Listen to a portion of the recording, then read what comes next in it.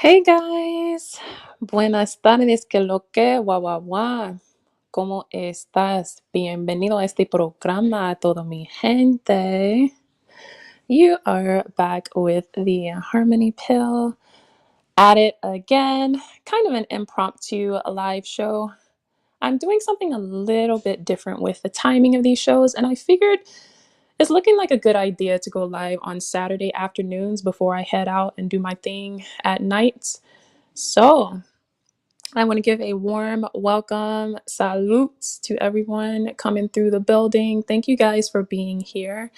And as always, can you guys drop a one in the chat for me? Because I want to make sure that my audio is clear. You know that I like to start off my shows with a good old fashioned sound check. Make sure that all systems are go. And want to make sure that my message comes through clear. So if you guys please can drop a one in the chat if you can hear me. Let's make sure that all systems are go. Okay, I'm coming full steam ahead with this message, coming through with the fire. All right, perfect. I see some ones coming in. Que bueno, que bueno. That's what I like to hear. Awesome. Thank you guys for pulling up. You could have been anywhere. You could have been hung over, lit from last night, but y'all found a way to make it into my live show today. Yes. Happy weekend to everyone. I'm super excited. Memorial Day is coming up. I got a long weekend, and I want to get this message out of the way this afternoon before I get lit tonight. So, all right, before I get into the message, I want to give a personal shout out, like I always do, to everyone that is here and to everyone that's coming in. So let's start from the top here.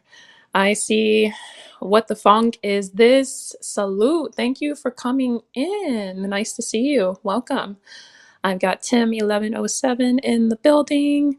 I've got the one and only Primal Studies. Big ups to you, bro. Thank you for coming through. I see Trini and Eidos. Hola. Thank you for coming in. We've got Show Me in the building. Mr. Mark Harris, the one and only. I see Gaston's World. Yo, thank you so much for coming by. Nice to see you again. And I see Nas. Hello, love. Shout out to you. Thanks for coming. I see Andre Jr. 316. Hola, ¿cómo estás? Thanks for coming through. We've got Mr. Black Excellent in the building. Salute. Zone 864 TV. Hello, hello, West Coast. I've got Sean0313. ¿Cómo estás? Who else? Let's make sure that I don't miss anyone. I also see the Barracuda. Hi. Nice to see you again. I think I covered everyone. And Cichlid. Hello, hello. Thanks, guys. Salute. And JP rolling right in as well. Thank you guys. I really appreciate the support. As always, I cannot thank you guys enough. You guys help keep the platform going. The support is what pushes us to keep these messages moving forward.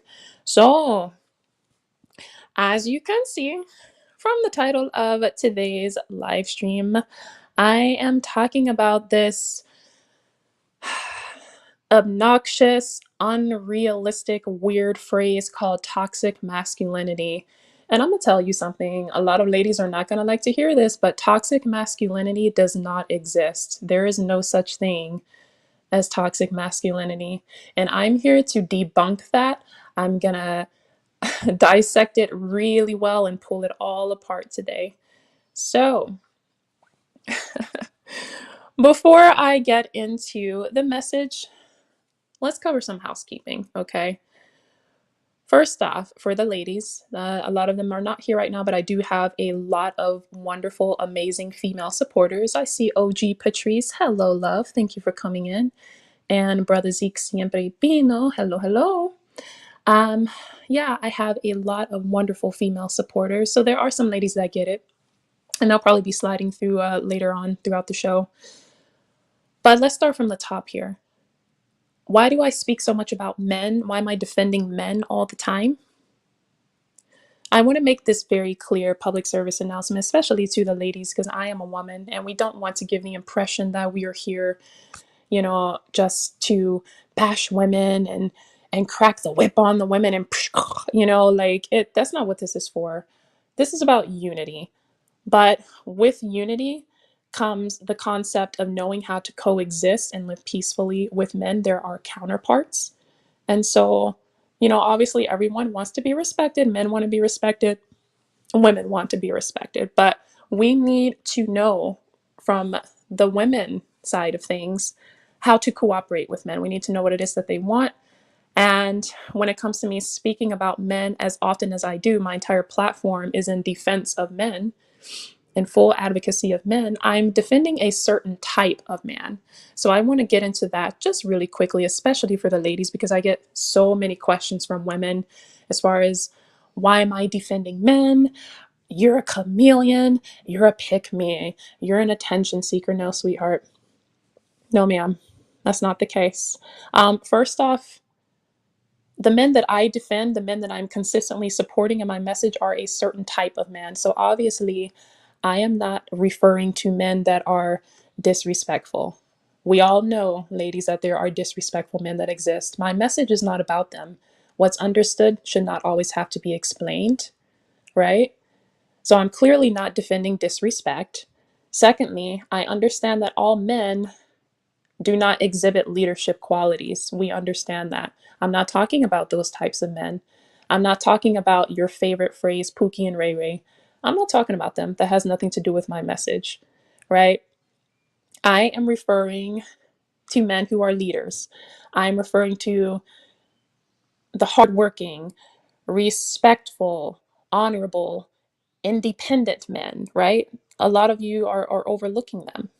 The men who exhibit leadership qualities, they show that they are ready and willing. Some of them are out here being overlooked and they're ready to be in a relationship. Um, I'm not referring to whatever phrase that you want to call it. If you want to call it a deadbeat, you want to call it a Pookie, you want to call it a Ray Ray, because women love to complain about the negative. They love to throw that up in my face. Why are you speaking so much in advocacy of men? You're just on here trying to find a man. I'm not talking about the men that fit the negative experiences that you've had in your past. We've all had negative experiences. Okay? We understand that. And if we just want to be really fully transparent, I remember just recently, I was talking to a guy, very short lived. I had to cut that off with a quickness. Um, a 34-year-old man who ended up revealing that he still lives at home with his mother. This is a 34-year-old guy. Obviously, that is not a man of leadership qualities.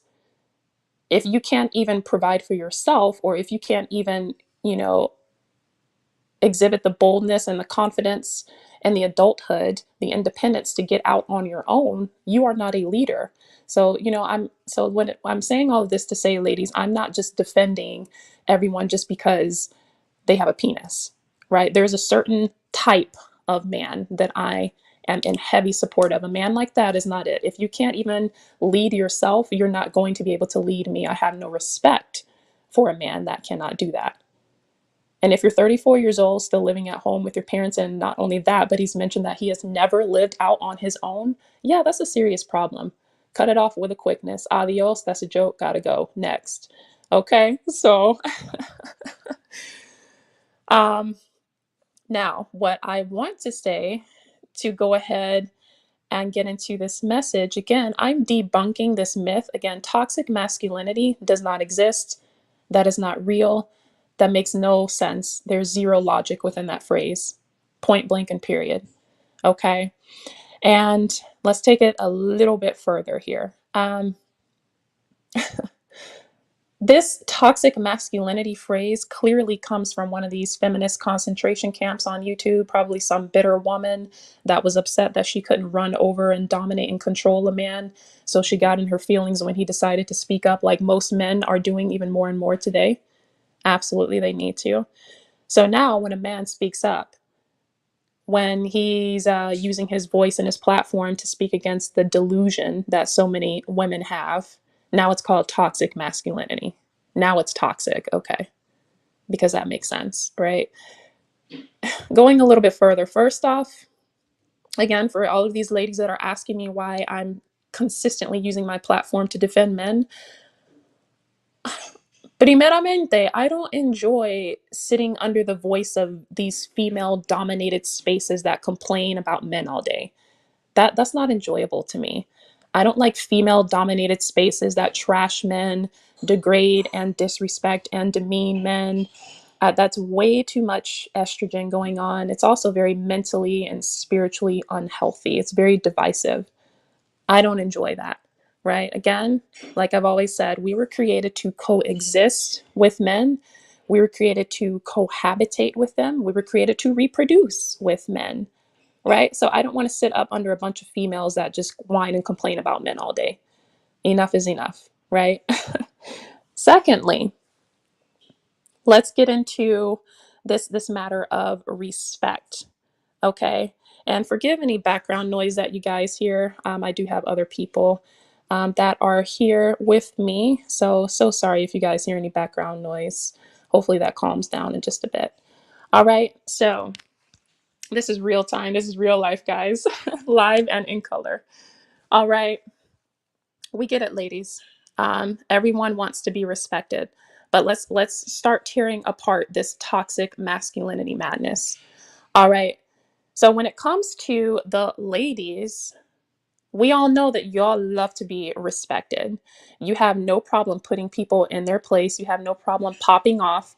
Oh, no, you didn't. What you're not about to do is, first and foremost, like the women have no problem with being respected. Women have no problem with, a clap back. Women have no problem reading you, right? But when the man wants to be respected, then it's called toxic. Why is that? Right? Women love to whine and complain about double standards, right? Doesn't that sound like a double standard to you? So women love to be respected. They'll love to put you in your place. What you're not about to do is, but when the man wants that equal respect, then it's toxic. When the man speaks up and defends himself, then it's toxic. Can we say double standards like to the highest degree? Yeah, exactamente. Okay. Moving a little bit further here. All right. Again, I repeat, toxic masculinity is not real. It does not exist. There is nothing toxic about being masculine. Men are masculine beings. Point blank, period, case closed. What is the opposite of feminine, which is what we are supposed to be as women? The opposite of feminine is masculine. And yes, they are completely different traits than what our innate behavior as women are. Masculinity is a man's makeup. He was put on this earth as that. There are roles, right? Some people like to say they don't believe in gender roles. I think that's fine, great, to each his own. But I do certainly believe that if we don't want to use the word roles, there are certain parts that the man plays that the women should step back and not even try to assist in. Men are masculine. There's nothing toxic about that. People can be toxic. Okay, I want to make that very, very clear. Masculinity is not toxic. That's part of being a man. You are masculine. People can be toxic. Masculinity is not toxic. Unhealed trauma is toxic. So let's start with the root here. Where did this toxic masculinity phrase come from? Once again, I believe it came from bitter women, because there's no logic within that phrase. It had to come from a bitter, upset woman. Okay. Let's go a little bit deeper here into the message. I want to start with saying what masculinity is, and I'm going to tell you what it's not. Because a lot of you ladies are so focused on these isolated negative experiences that you've had with bad choices or men in the past. So now you've coined this term and ran with it. Toxic masculinity. All of these men are toxic. They're so hurtful. No, no, you chose wrong. Get over it. Move on. Do better next time. But that doesn't speak for all men. And what I'm finding is this pattern of women being consistently focused. They've got this laser focus and tunnel vision on the negative. Every time that they speak about a man, it has to be negative. What is that about? That's not healthy. That's not a healthy mindset to have. A lot of you ladies, you're whining and complaining about not being picked. You're wondering, for those of you that want to be in a relationship right now, wondering why you're still single. You're putting a lot of negative, toxic energy into the atmosphere. So what you're speaking out of your mouth is manifesting and shaping your outcome. Did you guys realize that, right? What you are speaking out of your mouth is shaping your life right now. You have what you say. I personally believe that wholeheartedly. And if every word that comes out of your mouth about a man is negative, don't expect to attract love into your life with a man. You're not going to. You're repelling that love. Your mindset, right? Your mindset of negativity on men is repelling the right man from coming into your life. You don't have to have a YouTube channel. You don't have to have a platform in the public eye in order to repel love from coming into your life. You're just negative. And that's where this toxic masculinity phrase is coming from. Hurt, bitter, jaded, negative women. Feminism, that's what I believe it comes from. I'm not a fan of feminism. I will never be a feminist. I'm not a part of these feminist concentration camps on YouTube that bash men all day long. Not my thing. I'm not a fan of the sister code. I've never been on a sister code. I don't plan to be on a sister code. That's why so many women have issues with my content, with my style of speaking, because I don't sugarcoat for them. I don't pander to women. But in defense of you ladies, understand, because I'm a woman, the fact that I don't pander to women does not mean that I pander to men either. There's a difference in defending and advocating the good men out here that do exist that you guys are looking over. There's a difference between that and pandering. Okay, so I repeat, toxic masculinity is not real, and masculinity is not toxic. Unhealed trauma is what's toxic. I'm going to give you guys a story time, right? So when it comes to being in the public eye, when it comes to having a platform, I believe that it's very important to be transparent about your message. That's why so many chameleons and quote unquote frauds are taking the forefront of your mind, because a lot of them are not transparent about their message and why they're delivering their message. I'm going to be fully transparent, especially to the ladies right now, about why I'm speaking on this and why this platform even exists. Because I get it. I have been there. I have had a couple of negative experiences with men. We all have. Men have been hurt. Women have been hurt. We understand that. Let me give you guys a quick story time. We're going to be real transparent today. Real transparent. I dated a guy for a few months. The relationship only lasted, when we first got together, it lasted for 3 months. Thankfully. Thank God. And he was toxic in every sense of the word. So, ladies, trust me and believe me, I understand what it's like to actually be with a toxic person, but that doesn't mean that it's masculinity. Those are two completely different things. Let's give you guys a quick story time. This particular man I was only with for just a few months, thank God. He had anger issues. I overlooked them, and I consistently gave chance after chance, because I'm an empath. So I do believe, maybe to a fault, that just being empathetic and showing love and grace to people will somehow, probably ease that out of them. I learned that the hard way. That's not necessarily always the case. That doesn't really happen as much as we would like for it to. So not only did he have anger issues, but he was a reckless driver. And I've told this story just a few times, especially to immediate family members. I could have lost my life on one particular day. We were out driving. I'm in the passenger seat. And, common sense would tell you that if you have other people in the vehicle with you, especially a lady, you might want to, just be careful. You can drive fast. I drive fast. I got stuff to do, places to go. We get it. But not recklessly. So, one particular day, he obviously was already in a very bad mood, and he decided to take us into a lane of oncoming traffic to cut off another vehicle. It was not our turn to go. We're behind this vehicle.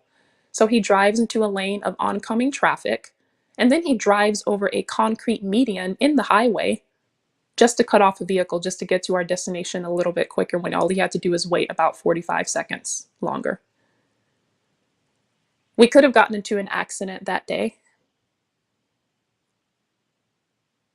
And even if I didn't almost lose my life, I could have gotten seriously injured. It's unsafe, right? That's toxic. That's unsafe. That's unhealthy. And to take it just a little bit further, because guys, I believe in being real transparent, especially to the ladies, when it comes to me having this platform and speaking so much about men and advocating for men, I want you guys to know where it comes from. Because all men don't fit the negative experiences that you've had. But I can tell you that I know the difference between a toxic man and a masculine man.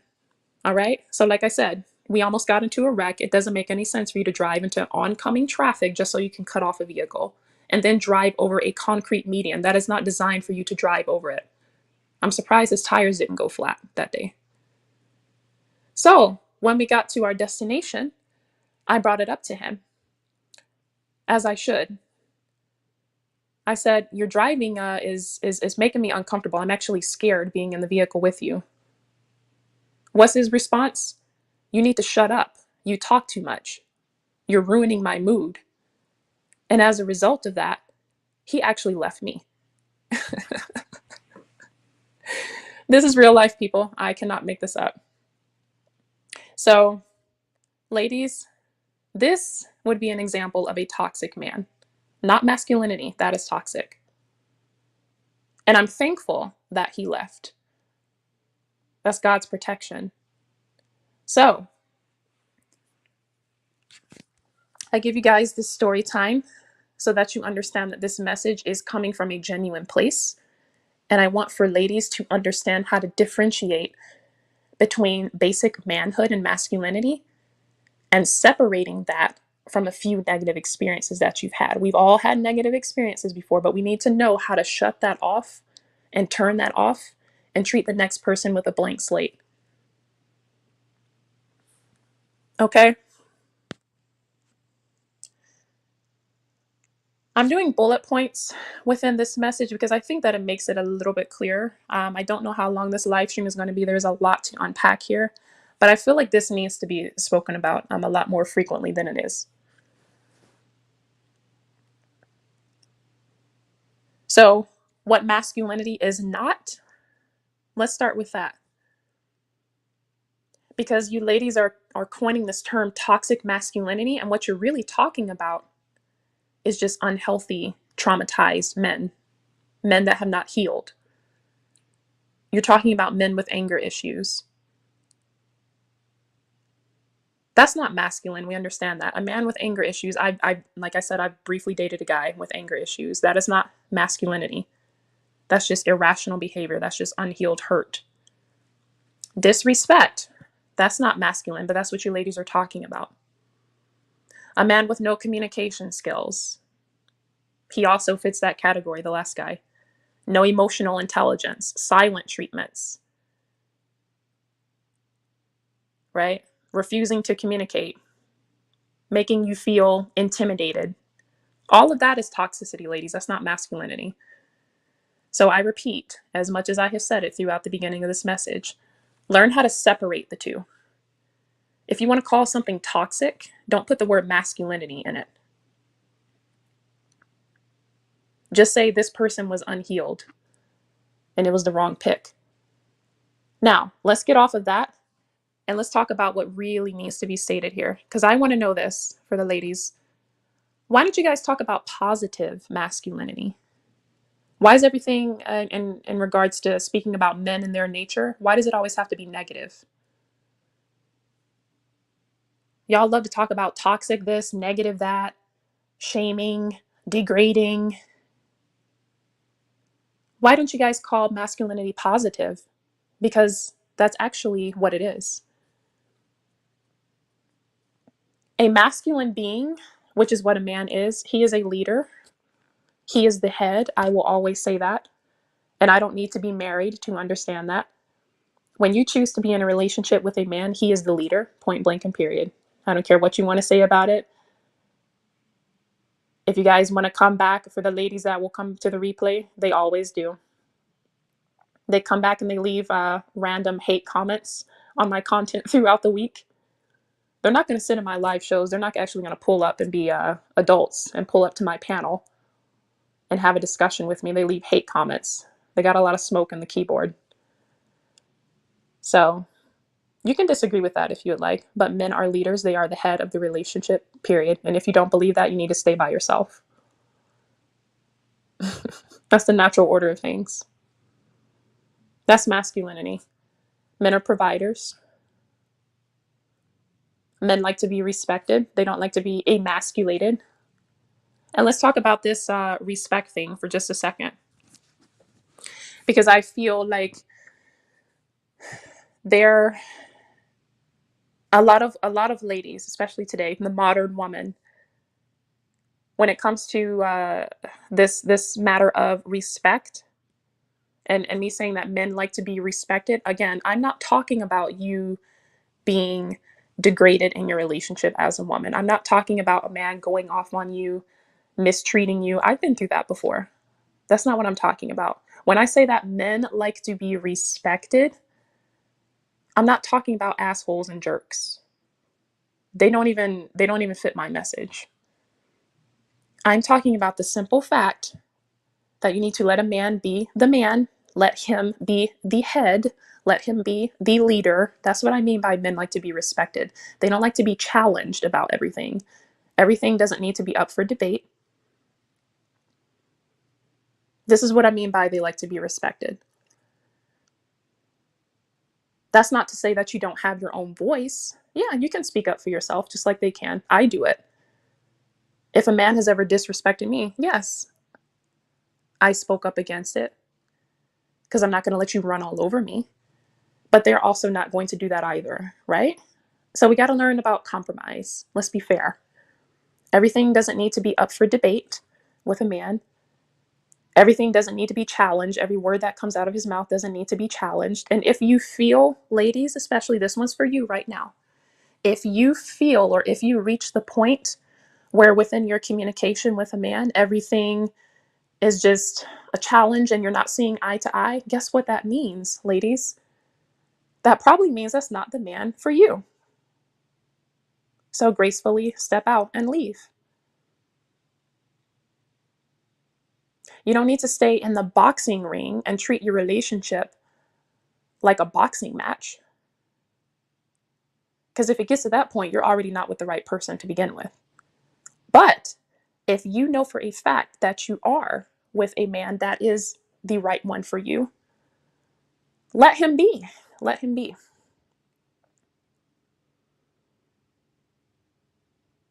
You're not supposed to be an opponent to a man.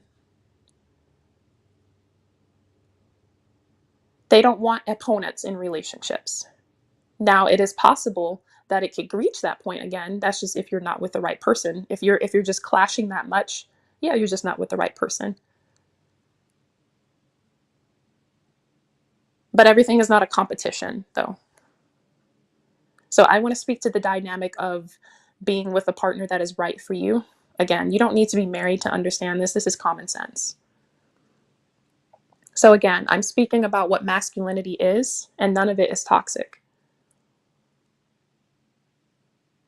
And let's take it a step further, okay? Um, let's do something here. I don't think it will let me put it up on the screen, but I want to give a dictionary definition of what masculinity is, because a lot of y'all got it twisted.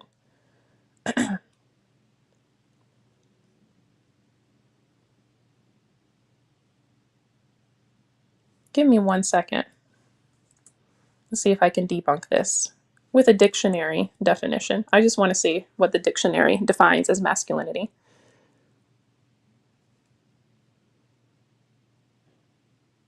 Okay. So, dictionary, I've got a few different definitions here showing the meaning of masculinity is the quality or nature of the male, the quality, state, or degree of being masculine. So, it's not really giving us um, a pure definition or a pure breakdown of masculinity. But besides that, we really don't need a definition to know what it is. We can just ask men. And I'm actually going to put the link in the chat because all of my live shows, as you guys know, they come with an open panel discussion. I like for all of you guys to be able to call in, chop it up, and talk with me. And I want to hear directly from the men, especially today. I want the men to tell us what masculinity actually is, what they believe it is, and what women are getting wrong. But I can tell you, and I don't have to be a man to understand this, masculinity is just male nature. All right, I'm going to take it a little bit farther here.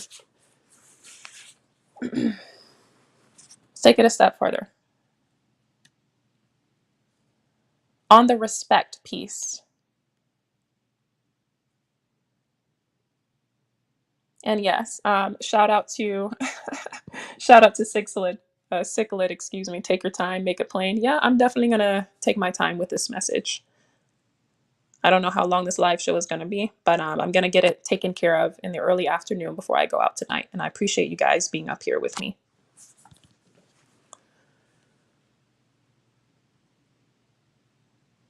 Okay, I want to say this, and this is not coming from a dictionary or textbook. This is coming straight from the heart. Masculinity, ladies, has everything to do with treating men or the man that you choose to be with, the man that you choose to stay with, okay? I'm not talking about every single man on the face of the planet, the one that you choose to be with. Let him be the leader. It's okay to step back. It's okay to be soft, right? Here's how I view relationships, and I believe there's a time and a season for them, and you need to be ready for them. So when I'm in relationships, I've been in serious long-term relationships before. When I choose to be with this man, I let him be the lead. I let him take the reins. I don't want to do that in my relationship. That's not even my nature. Um, certain things I don't need to uh, put my 2 cents in for. Why don't you handle it? No, what do you think is best? It's all up to you. Because I trust any man that I choose to be in a relationship with, I trust him and I see him as a leader. That is not toxic. Men being leaders does not mean that they have their foot on your neck, ladies. I think that's where you guys are so obsessed with this word of toxicity. And oh, it's toxic masculinity for him to lead. No. Women cry so much about wanting for a man to provide for them, and they want to be taken care of. They want to be sat down. I hear that all the time too. Ladies, they whine and complain about wanting to be sat down, and they're tired of working so hard, and they want to be taken care of and catered to and pampered. Okay, well, if that's the case, don't you think that you need to contribute something in order to get that, ladies? If you want to be taken care of so badly by a man, don't you think that there's something that you need to bring to the table, aka cooperation, right? Because you have to actually deserve that. You do have to prove yourself to be deserving of a man providing for you. I think a lot of women have missed that part. Yes, men are supposed to provide, but you when it comes to you choosing the right partner, you have to prove yourself worthy of that. You can't just have the red carpet laid out to you and everything done for you, and you can't just be catered for simply because you're a woman. You have to show that you're worthy of that. Shout out to Prime VA 757. They call it resting in femininity. Yep, exactly. Exactly. So, if you want to rest in your femininity so badly, maybe we should start exhibiting feminine behavior. Femininity does not mean that you don't have a voice, but your voice should not be louder than the man's in the relationship. I firmly believe that. Again, I'm going to say a lot of things, ladies, that are probably going to be highly controversial, probably stuff that you don't want to hear. You might not like me after this message. That's okay. I still love you. God bless. Right? But I'm going to keep it. I'm going to keep it a buck. Let's keep it a bean.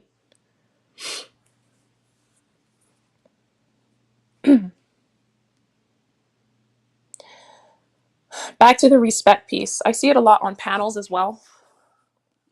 And the reason I enjoy watching a lot of these panel discussions on this space is because you can see exactly what men are complaining about in real time. Like when you hear, ladies, these men complaining and using their platforms to speak up about the negative experiences they've had, they're not making this up. This is real, and I see it in real time on a lot of panels where the ladies are literally emasculating the man.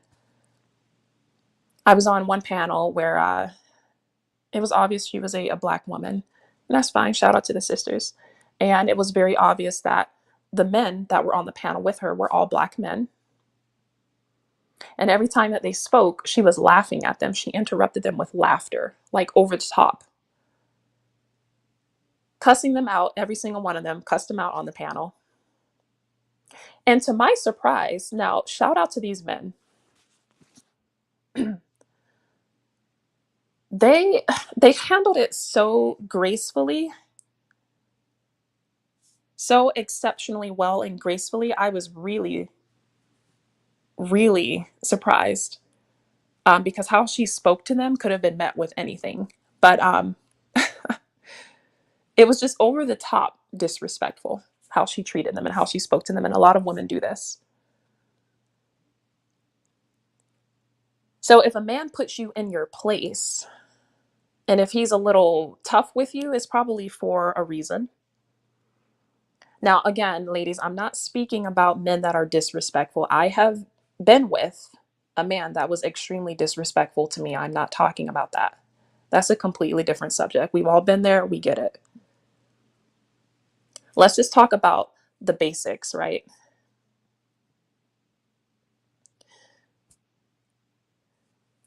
Even if you're not in a relationship with a man, it could just be a male counterpart. It could be a business partner. It could be a colleague from work. Anything. It could be someone that you encounter within this space. It's okay for a man to put you in check, and that is not toxic. If you're emasculating a man, consistently challenging and debating him and making him feel, or trying to make him feel less than, first off, that's not female nature. That's not very feminine. To me, that looks like you competing for masculinity. That's why so many men call some of you ladies masculine. It's not a competition. So when I speak to men, ladies, I don't have to be I don't have to be in a relationship with a man. I don't have to be dating a man to know how to talk to him. Now, again, if you are disrespectful to me, if you're acting like a complete jerk, yeah, I'm gonna pop back and I'm going to put that in check, because at that point you're just asking for it. But I'm not speaking on that.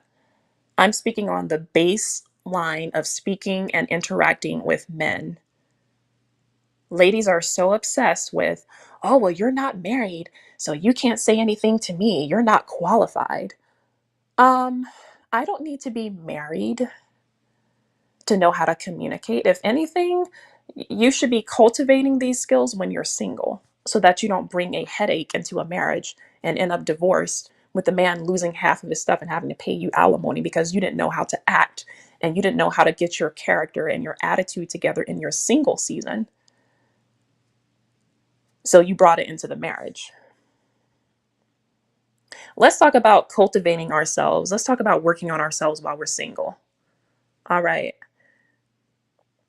So getting off of that tangent again, this is basics, right? When I'm speaking to men, I don't care if you're a coworker, a landlord, a colleague, business opportunities, whatever, because we have to interact with men at some point.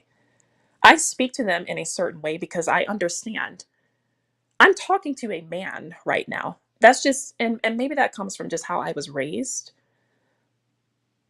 right? But there is in the back of my mind this, I hate to use this word, but it's almost like a hierarchy.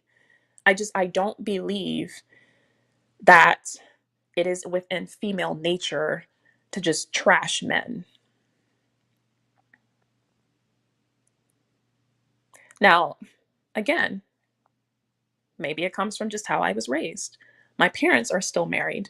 I've told that story many times because I believe your background has everything to do with your belief system.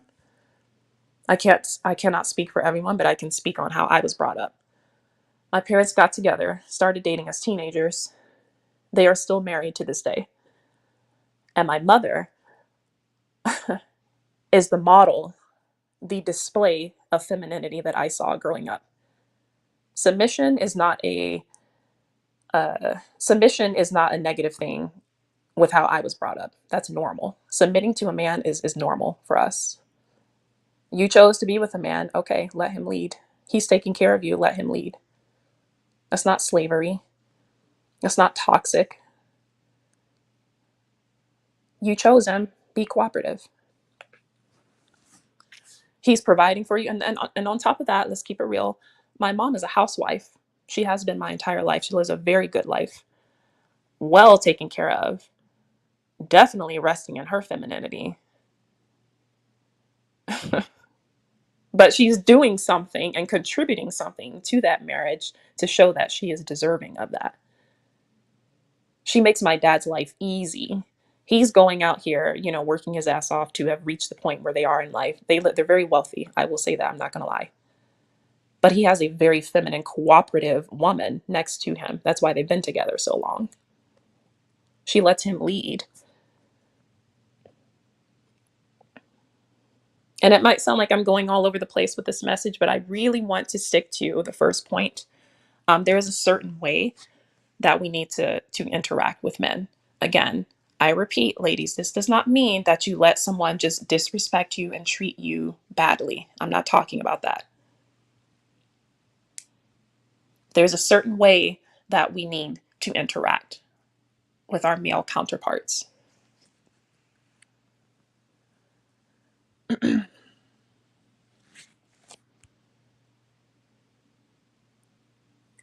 I'm going to get ready to drop the link in just a few minutes. I want to finish just a few more points within this message. And salute to all of you guys that are here. I really appreciate you coming through. Again, I am debunking this myth because I repeat, toxic masculinity is not real. That does not exist. And for any woman that is saying toxic masculinity, all that you are doing is focusing on a few negative experiences that you have had, and you're painting all men with the same brush, and you're categorizing all men based on those few negative experiences. Let's talk about positive masculinity. Men are leaders. That is not a negative thing. That is positive. Let's start making it positive. Let's start shaping our mindset with some positivity so that we can attract love into our lives. Men are the head. They are the head of the relationship. Even if you're a boyfriend and girlfriend, I still believe the same thing. If I'm choosing to be in a relationship with you, if I'm dating you, I'm choosing to be exclusive with you, it's because I see you as a leader and I feel comfortable enough with you and trust you enough to lead your vision, your character, the way that you speak. I trust you as the man to be the lead. I don't want to take care of everything. I don't want to have to make decisions about everything. I can do that while I'm single. That's what singlehood is for.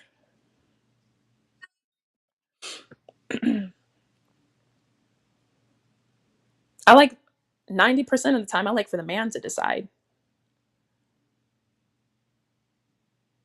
I'm back here chilling.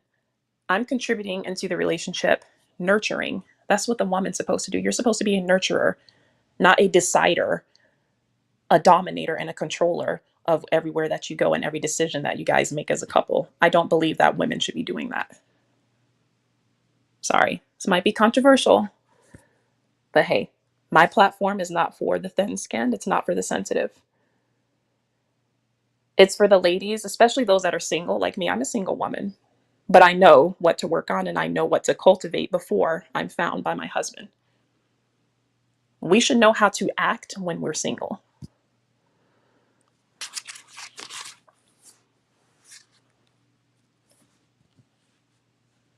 The disrespect that I see women speaking to men with is at an all-time high. A lot of women are very manipulative. A lot of women, especially the modern woman, they're savage. I can say that. Jezebels, selfish, users. That's toxic. Using your beauty to manipulate a man, that's toxic. Let's talk about you guys. Because everything, for whatever reason, and in a lot of your minds, everything needs, all of the blame needs to be placed on the man. Let's talk about how toxic most women are today. 2022, we're here. We're not in the 1970s. It's a completely different ballgame. And men, especially when vetting partners, they have to do a lot more now. It's actually risky for men in this dating market.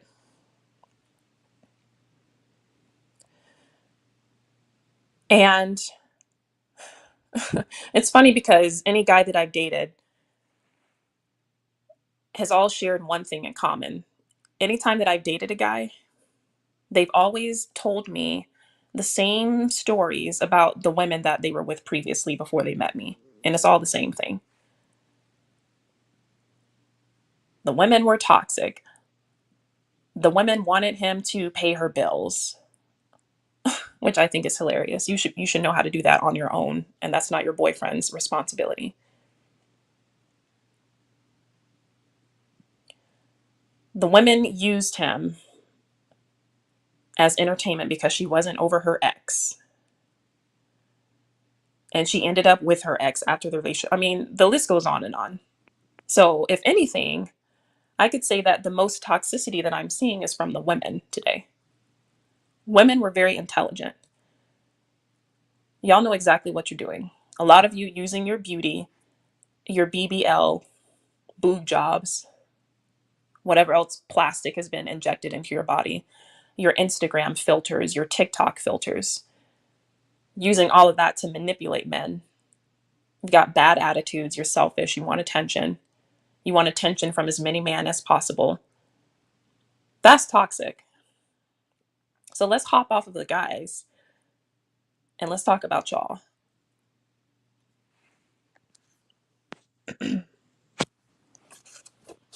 So I'm going to drop the link in the chat. Let me get that pulled up for you guys. Um, and anyone that wants to join the discussion or share their thoughts, hey, the floor is yours. So give me just a second here. Let me get this together and drop this link for you, and I will pin it to the top. One more second, guys. Let's make sure that this cooperates with me. It's acting a little finicky. There we go. So I have placed the link in the chat for anyone that wants to call in and join the discussion. Now you can share your thoughts, especially from the men. Explain to these ladies what real masculinity is, and explain to them that masculinity is not toxic. Those are two completely different things and they don't go together.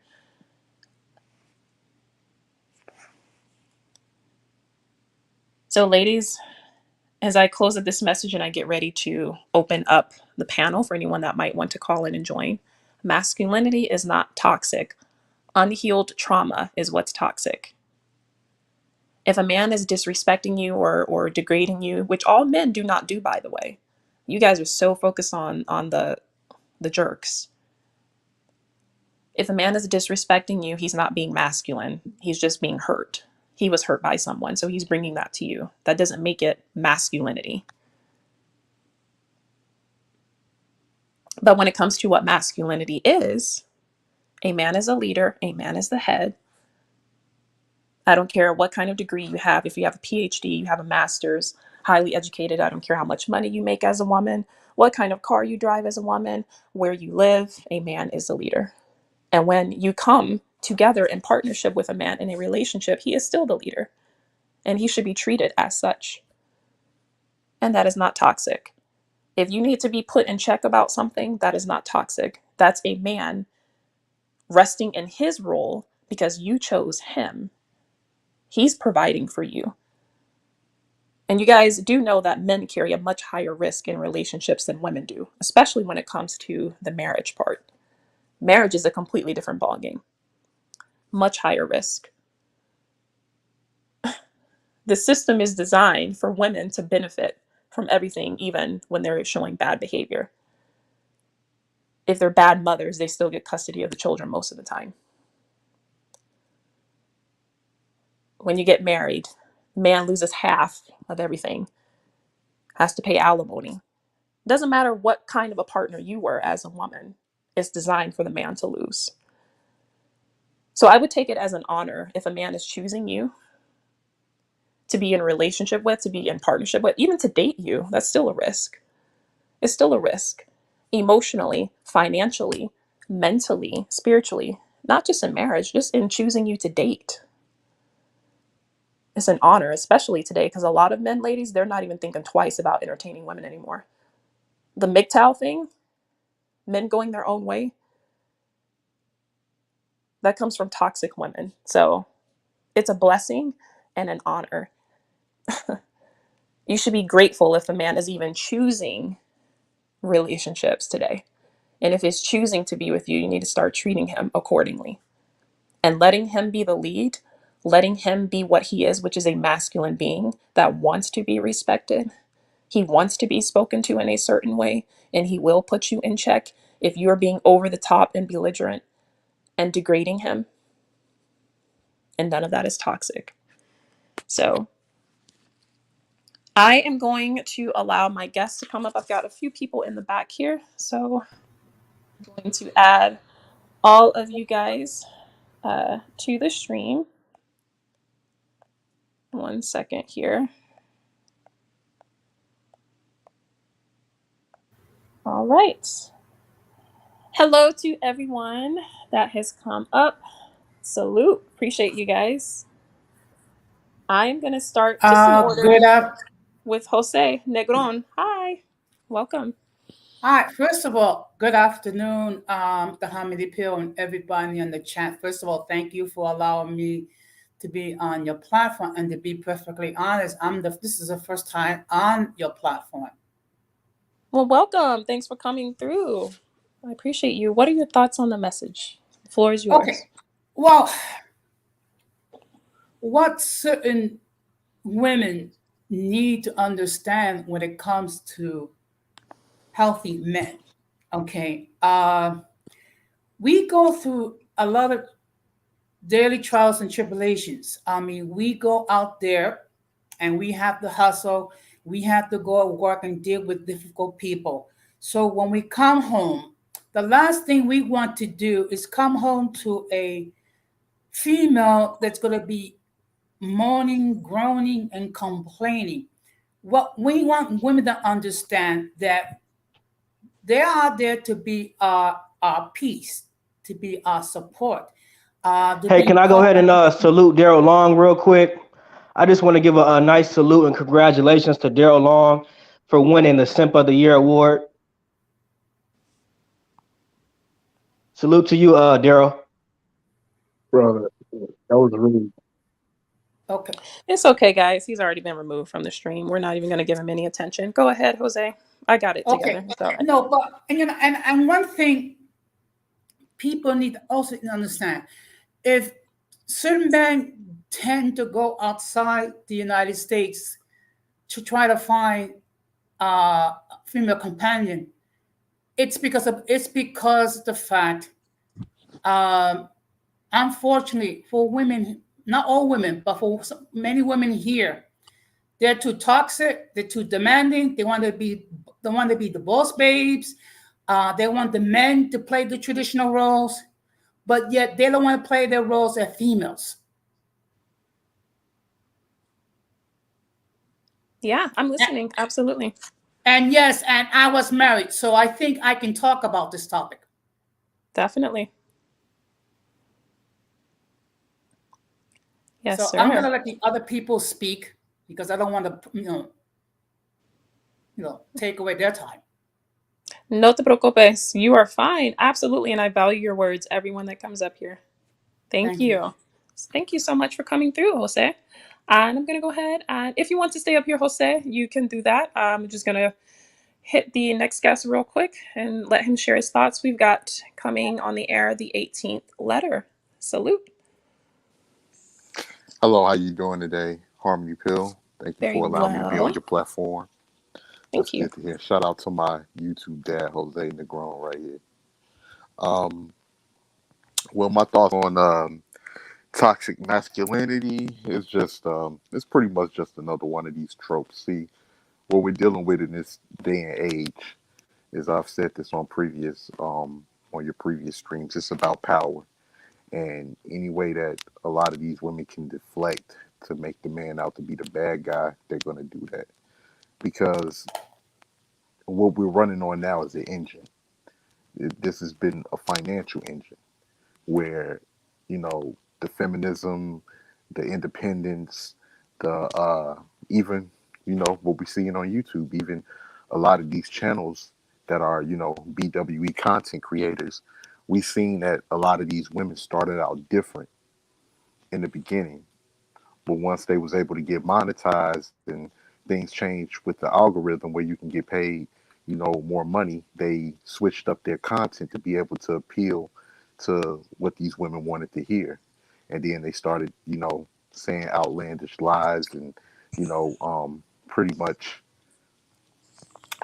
painting a negative light on men in general. And just making these videos to be one-sided completely without any type of validity to these videos because it was about the money, and with it being about the money and people realizing that it's more money in line to women, and making men out to be the bad guy is going to be very difficult for it's going to be very difficult to stop.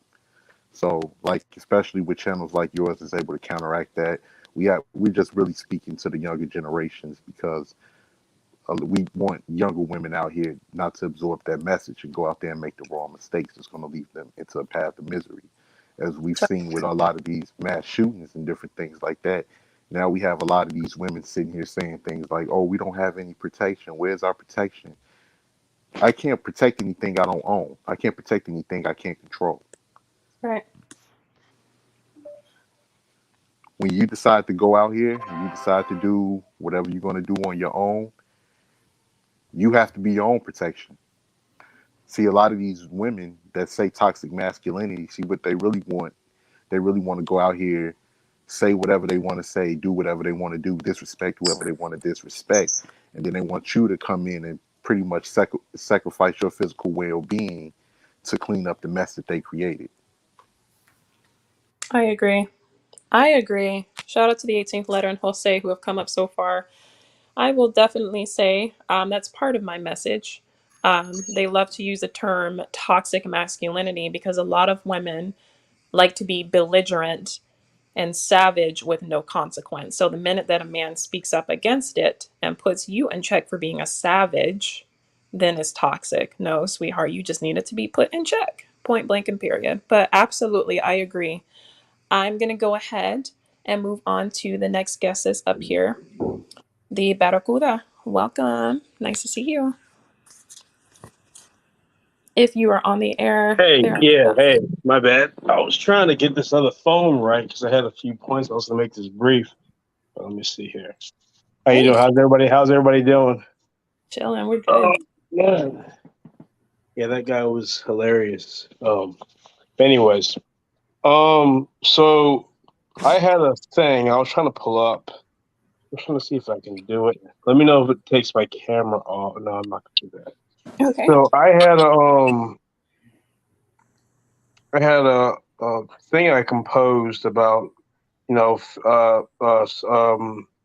a man and woman, a top tier. And I had made a list in one of these posts, but either way it goes.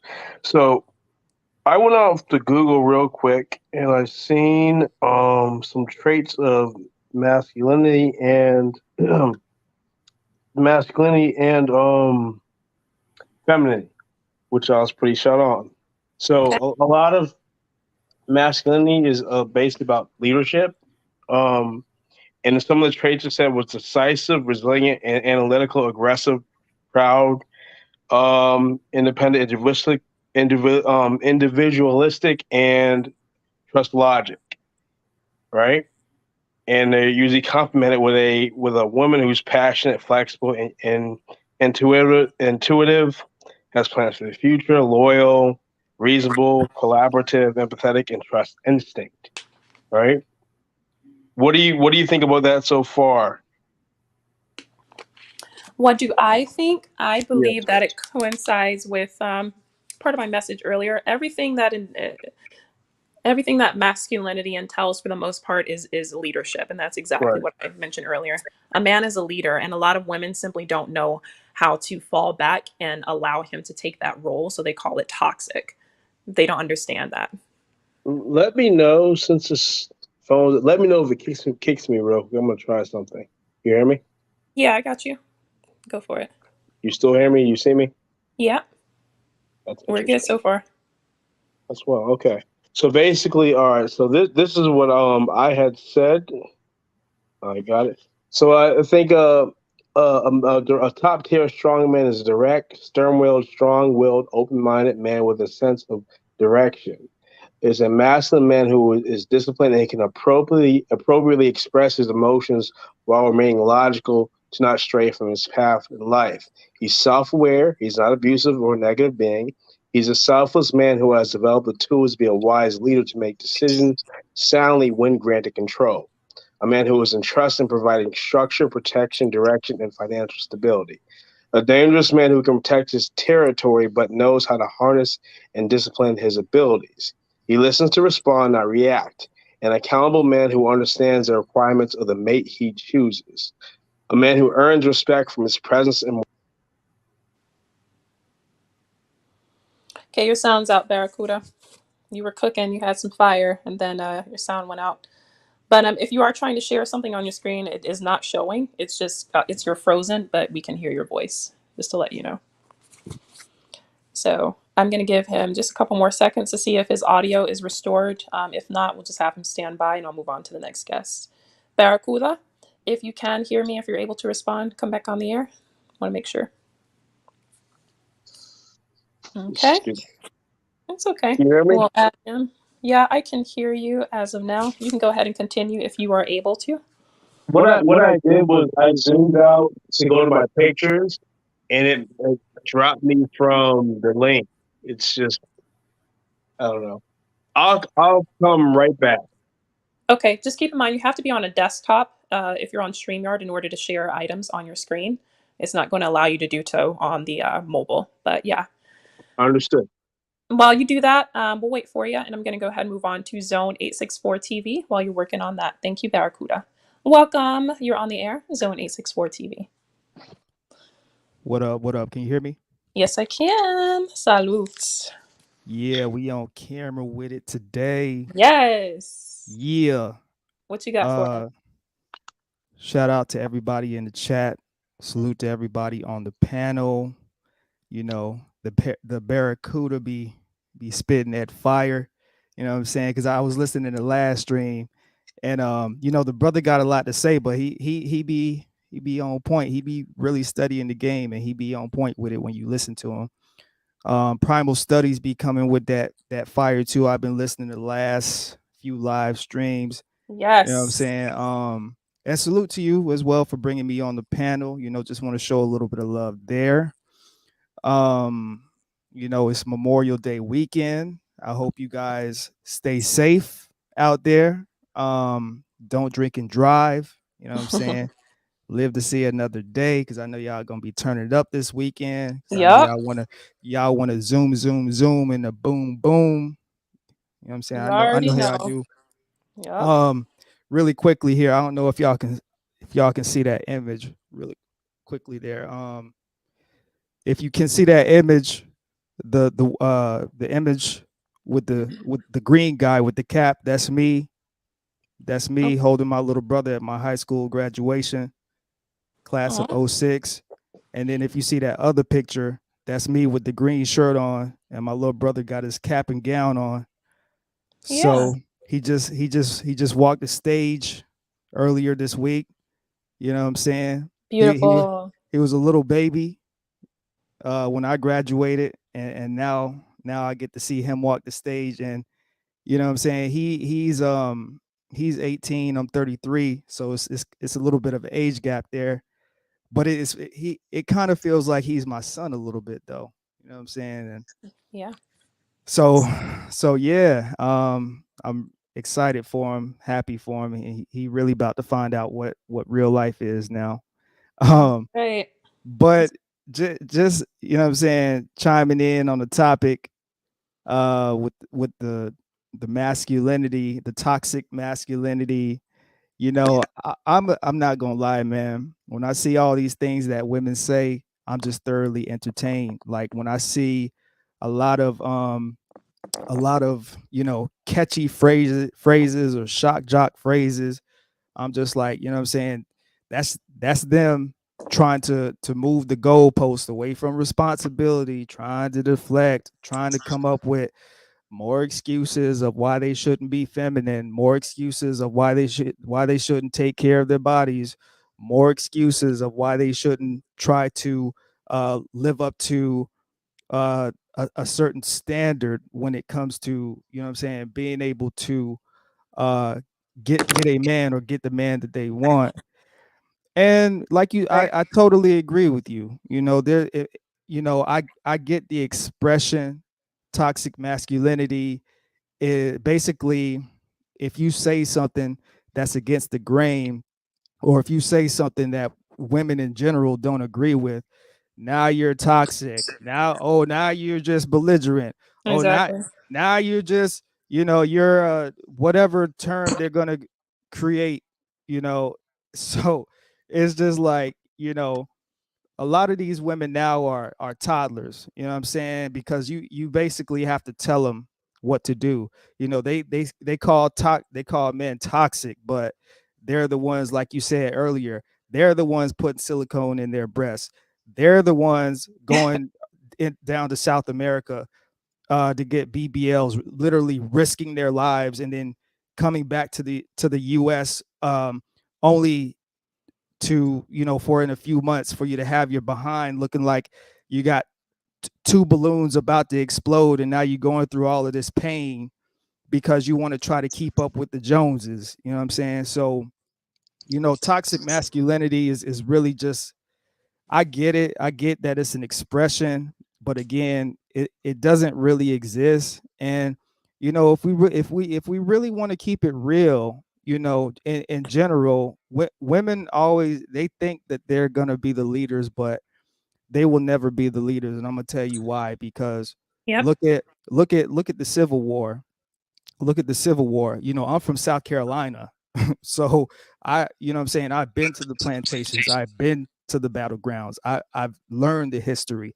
You know, it was a lot of the slaves we were willing to risk death just so our families could be free. You know what I'm saying? Look at the World War I and World War II. Ain't who want to go deal with that? Ain't no women want to go deal with that. You know what I'm Exactly. saying? We the ones that was signing up, risking our lives to quote unquote, uh, so that we could have the rights and freedoms that we have nowadays. Now, if you want to fast forward to the times that we living in now, women are still losing because what's happening now? We're gonna go into your college sports.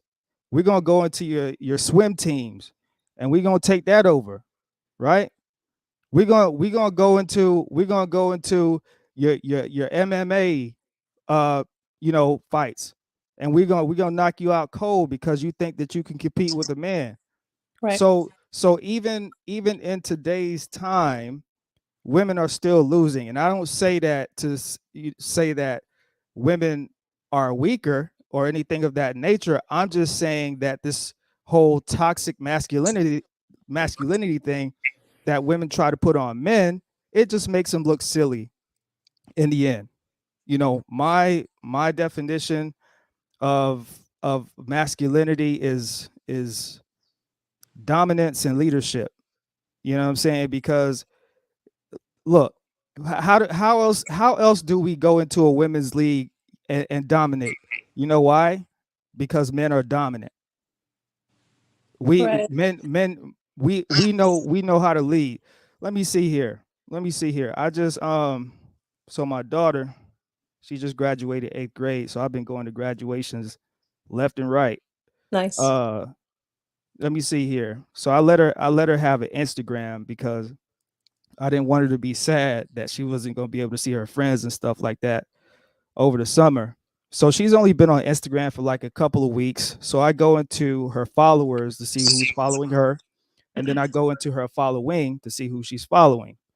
So a large majority of people that she's following are her friends, but then I ran into a couple problems here. Let me see. I saw that she was following Nicki Minaj. I said, nah, we ain't gonna let that happen. I saw that she was following Kim Kardashian. I said, nah, we ain't doing that. She was following Kaylani.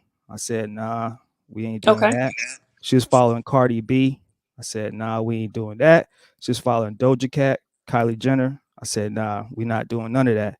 So I sent her, you know what I'm saying, a message letting her know, hey, you know, the primary reason that I'm letting you have IG is to keep up with your friends. It's not for this celebrity stuff. Now, a lot of women would call that toxic. Oh, you just trying to hold your daughter back, and you just trying to tell her what to do, and Mm-hmm. and you don't want her to see, you know, how this world really is. No, I'm her father, and she's going to do exactly what I tell her. Right. And and the model that I'm providing for her is the model that I want her to go into, which is, hey, my dad, you know what I'm saying, was on me. He was always watching. I want her to have that same mentality that when she eventually gets out here and she finds her husband. I want her to have that same mentality of, you know, my husband's going to be, that's my leader. That's you know what I'm saying. Ain't nothing. Men are supposed to lead, and women are supposed to follow instructions. And by women following instructions, it shows how good of a leader they actually are. That's right. So, you know what I'm saying. Like you don't get 60-year marriages like my grandparents who are still alive and well and married today. You know what I'm saying. You don't get 40-year and 30-year marriages like my aunts and uncles. You know what I'm saying? You don't get that without good provision, excellent leadership, and having a woman that's willing to follow your lead and follow instruction.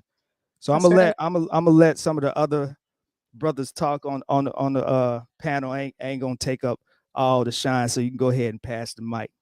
Well, thank you, Zone 864 TV. It's always a pleasure, and you wrapped it up very nicely. And I completely agree. I have said that since the beginning of establishing this platform. Women, at some point, we need to understand when it comes to the whole interacting with men and then taking it a bit further. If you want to be in a relationship with a man, you are not the leader. If you want to lead and you want to be a boss, stay single. Oh, and I'm But gonna say that, and I'm when gonna you say this. choose, I mean, 1 second, Oh, but I'm sorry, sorry. I'm sorry.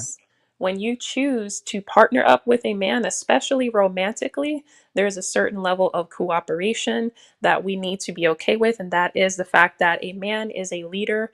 And if he is putting certain things in check, it's because he's looking out for your best interest and the best interest of where you two are going. And nothing about that is toxic. We have to understand how to differentiate between an unhealed, disrespectful person and masculinity, but those two do not go together. So I will definitely agree. Zone 864 TV, I'm going to move on to the next guest. I appreciate having you here. You can stay up though. Let's just get everyone Okay, go to ahead. share their piece first. We're going to let everyone go in order with their monologue first, and then I'll keep you guys up to have the discussion with one another, okay? Hang tight for me. I'm going to move right along to the notorious Primal Studies, my brother from another mother. Salute. Hey, how you doing today? Doing good, man. Thanks for coming up. Thanks for having it. Thanks for having a great discussion, which I think is a very important one. And I know you and I have had some conversation about this before, and I think you know my feelings on the topic already, but I just wanted to come up and basically emulate a lot of the things that you were saying, that masculinity and femininity in their true states can never be toxic. It's bad actors and bad people that are toxic, and they cast their bad shadow upon these pure entities that should be pure out in the world, but they give them a bad name. I think a lot of that is a effort to divide people by whatever powers that be that want to seek to control groups of people, because they put out this divisive rhetoric, and instead of coming together, we're driven apart. And it is much easier to influence and control people that are driven apart than those that are cooperating, right? Yes. So that's a short little piece on that, and kind of questioning some of the like characteristics, echoing some of them. What is masculinity? Strength, courage, independence, leadership, assertiveness. And other ones that I personally would put in there are stoicism and emotional self-control. And I think those two last ones are severely lacking in a lot of the young men today. And I think that's a failure on some of the people in my age bracket and maybe a little bit older than me that maybe didn't bestow those qualities and those trainings upon our children or our people. And I feel like that's the call to action for a lot of men, is to be a positive influence on the younger men in your life, right? Whether that's your child, your nephew, whomever. So that's kind of my short take on that. So yes, I appreciate the platform, appreciate you putting this message out there. Again, masculinity is not toxic. Bad people are toxic, right? Don't let that divide you. Be better than that. Go out there and have a positive influence on the world, and just be masculine or just be feminine. There is no toxic to it. thank you. Shout out to Primal Studies. He always comes through with the fire. And I want to say the last point that he made, there were a couple of bullet points he made that were super vital for us to know. And the one that I believe is the most crucial to me, even based on experience with the story I told you guys earlier, it's the emotional intelligence piece. Might be using a slightly different word than he is, but the emotional self control, emotional intelligence, emotional stability. I think a lot of ladies that are using this toxic masculinity phrase, they're simply just referring to men that don't have emotional intelligence. And I will venture to say this even a little bit farther than what I mentioned earlier. A man with no communication skills, a man that's irrational, he always has to yell, raise his voice, anger issues, that's not masculine. That's actually very effeminate, right? So if we just want to be 100% transparent, masculine men do not even behave that way. They don't even allow a woman to rile them up to get to that point. And I have always heard that even from other men, men that are masculine, men that are, leaders, men that are exhibiting the true nature of masculinity, they're not about to let a woman drive them crazy. They're not even about to go back and forth with her. They're like, you know what? I'm not about to tolerate this. You're doing too much. I'll come back later. Peace. They're not about to raise their voice and be belligerent, and just ridiculous and over the top. The last guy that I dated very briefly was exactly like that. That's not masculinity. That's a toxic person. Please, ladies, stop putting toxic and negative rhetoric on a man's nature, which is masculinity. But again, shout out to Primal Studies. He always speaks the truth.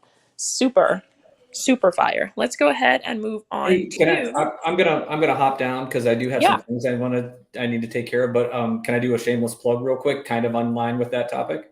yeah. What's up, man? Go for it. Sunday night, 8 p.m. My next conversation is actually going to be about anger management and emotional self-control. So I hope people come check it out. Yes, guys, if you have not already, please subscribe to the Primal Studies channel. I salute him. Big ups to him. His link is in the chat. Brandon Eljet has dropped it again. Thank you, Primal Studies. We'll see you next time. Yep. Catch you later. Be Thank you. on point, Grandma. Yeah, we'll Peace. catch you later, everybody. Appreciate you. All right, we're going to move on to Thomas Demahan. He was next in line. Let's get everyone to give their monologues first, and then we'll let you all chime in at the same time with an open discussion. Thomas Demahan, cheers. Welcome back. Oh, good evening, Harmony. How are you? Hey, doing very well. How are you?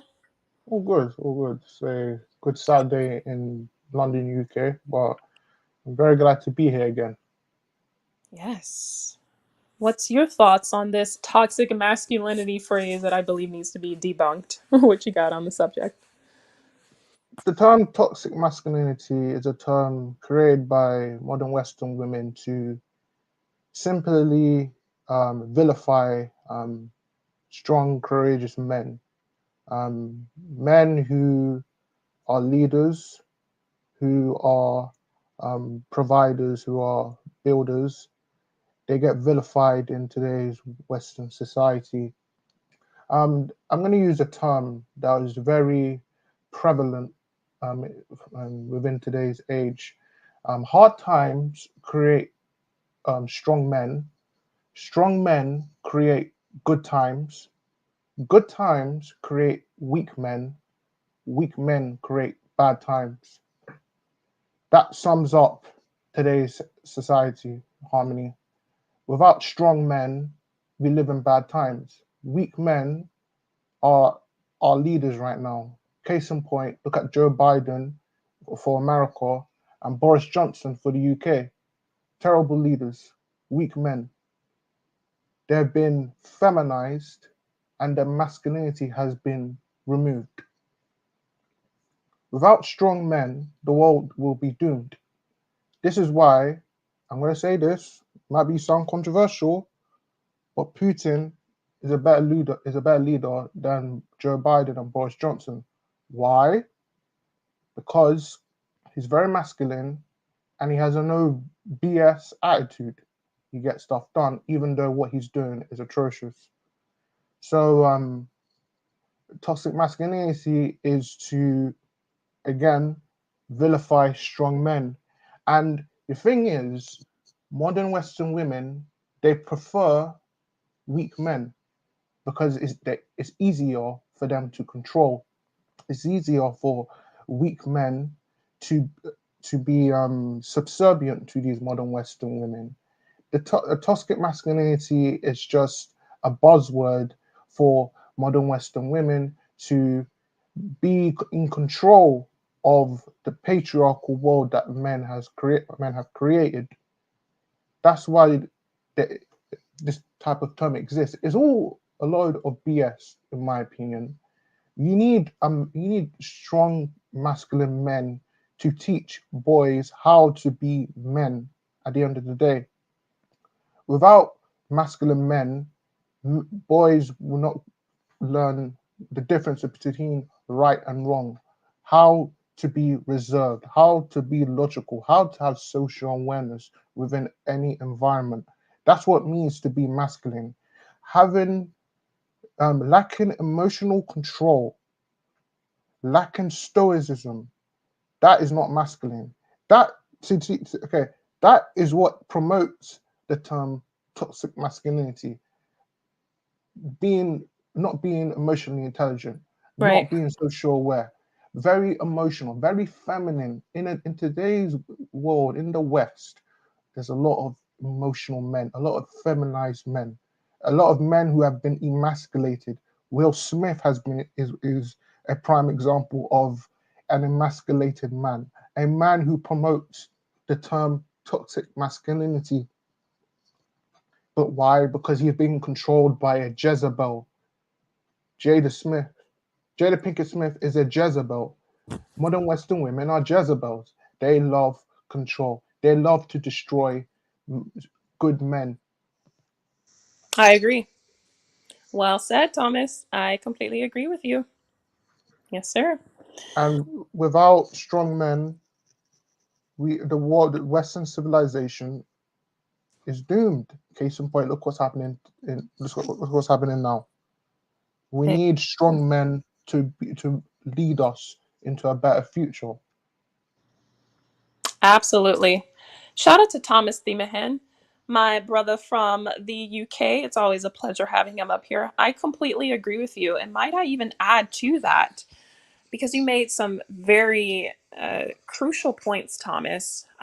When it comes to this toxicity, again, it's not, you're right, it is not masculine. I don't even believe those two words go together. And if Mm, men, especially like the examples that you displayed, Will Smith or whoever might be, clearly in a relationship with a Jezebel narcissistic woman. If men would have men like him, I believe when he reaches the point where he's got enough self-respect to say this particular woman clearly is unhealthy for me, he's not even going to exhibit those toxic traits. And I think if men can start vetting better and stop falling for everything and allowing women to manipulate them just based on who knows why he's with her, what she looks like, clout, I have no idea. But Mm, yeah, I agree with you. Well said. We need to separate the two. He's yeah. unhealthy. I don't think his behavior is necessarily masculine. Um, if anyone else wants to take the floor, now that we've had everyone chime in, anyone had any other words to add, you can. Yes, if I may proceed. Um, Now, actually, I discuss similar issues like this on my YouTube channel. I had a three-part series regarding toxic femininity.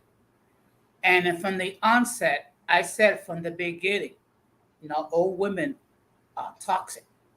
However, there are toxic women out there. There are women that have been hurt by a bad relationships, and what they do is they bring their emotional garbage to what would otherwise be a healthy relationship.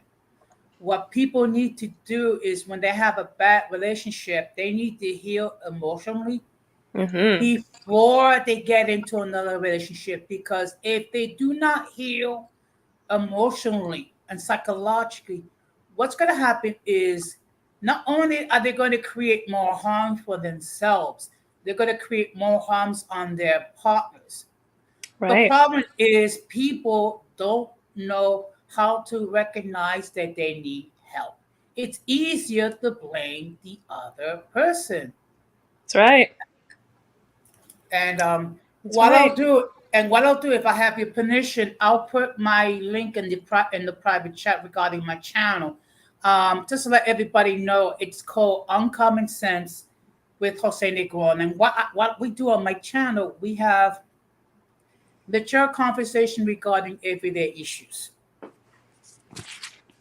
Absolutely. Go for it. You are more than welcome to drop that link. Completely agree with you, Jose. Very well said. I want to speak to that point. People need to know when they need help and when they're not ready for a relationship. And when it comes to, just to stay on topic, with this point that so many women are throwing around toxic masculinity, they're just referring to men like you described, because I believe that there are men who are also not emotionally capable or ready for relationships. That's the behavior that's toxic, but I don't think there's anything masculine about it. If more Mm, if more women would start differentiating between those two, they're going to be a lot more more well off, I believe. A person that's unhealthy, a person that's mentally, spiritually, emotionally unstable, there are men that are like that. And again, I repeat, as controversial as it is, that's not a masculine man. That's a very effeminate, hurt man. I have been with one of those before. I know what it's like. Absolutely, Jose. Well said. You're more than welcome. Please drop your link in the chat. And I believe Zone 864 TV had some other comments you wanted to share earlier. You have the floor. Oh, well, what I was gonna say is, I meant to include it in my initial monologue, but it's only gonna get more. I don't even want to say worse, but it's gonna get more ridiculous as time goes on. When when it comes to this whole discussion with men and women, and women saying that men aren't masculine, or men are not this, men are not that. And let me tell you why. Because the more and more that men continue to separate, I should say, women want to be where the men are. I mean, you look at the manosphere, the from what I understand of it, like that whole space was created so that men could have discussions about how to deal with women, about child support, basically just to help today's men in these times and these battles that these women present. So, you know, like I brought up all the wars earlier, you know what I'm saying? Women didn't want any part of that. And if we want to keep it honest, on the flip side, because some women will say, you know, oh, that's y'all supposed to go to fight for us. Y'all supposed to go to war and die. And you know what I'm saying? That's what they'll say. But if but if we want to keep it real on the flip side, let's talk about STEM. Let's talk about STEM in the medical field. Who is it, more doctors or women doctors? It's more men doctors, Yeah. because that's what we do. Women ain't supposed to be up in a hospital 12 hours a day saving lives. Now you can contribute where you can contribute, you know what I'm saying? Get yourself a little part-time career or whatever, but that's something that men do. We don't have cycles that take us out of the field for a week or two or a few days because we have cramps. You see, men, we're built for this here. Right. We're built for life. Women are the way that they are for their own specific purpose, and they need to understand that ain't nothing wrong with that. You get what I'm saying? Like, Exactly. like, like, not even medical. Let's go somewhere else different. Let's go to STEM. Who who is it? It's the engineers, the mathematicians, the technologists. Uh, you know what I'm saying? It's more men in that. You know, my father's in that. And because of that, his wife, my stepmother, myself, my little brother and my sister, we've been able to live great lives because of what this man can do with his brain. You look at the richest black man in America, Robert Smith.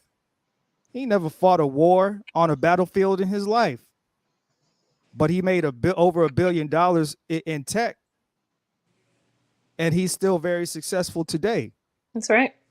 So and then also you were mentioning like some dude that you dated that was 34 and he was living at home. Oh, I didn't date him. I don't date men like that. I was briefly talking to him, and that's what made me cut it off real quick. Yeah. Okay, you're talking to him for like 3. Okay, so the thing about this is, you know, man, I try to be very delicate and sensitive when I talk about situations like that, because I understand the struggle of the economy today, trying to get your foot in the door.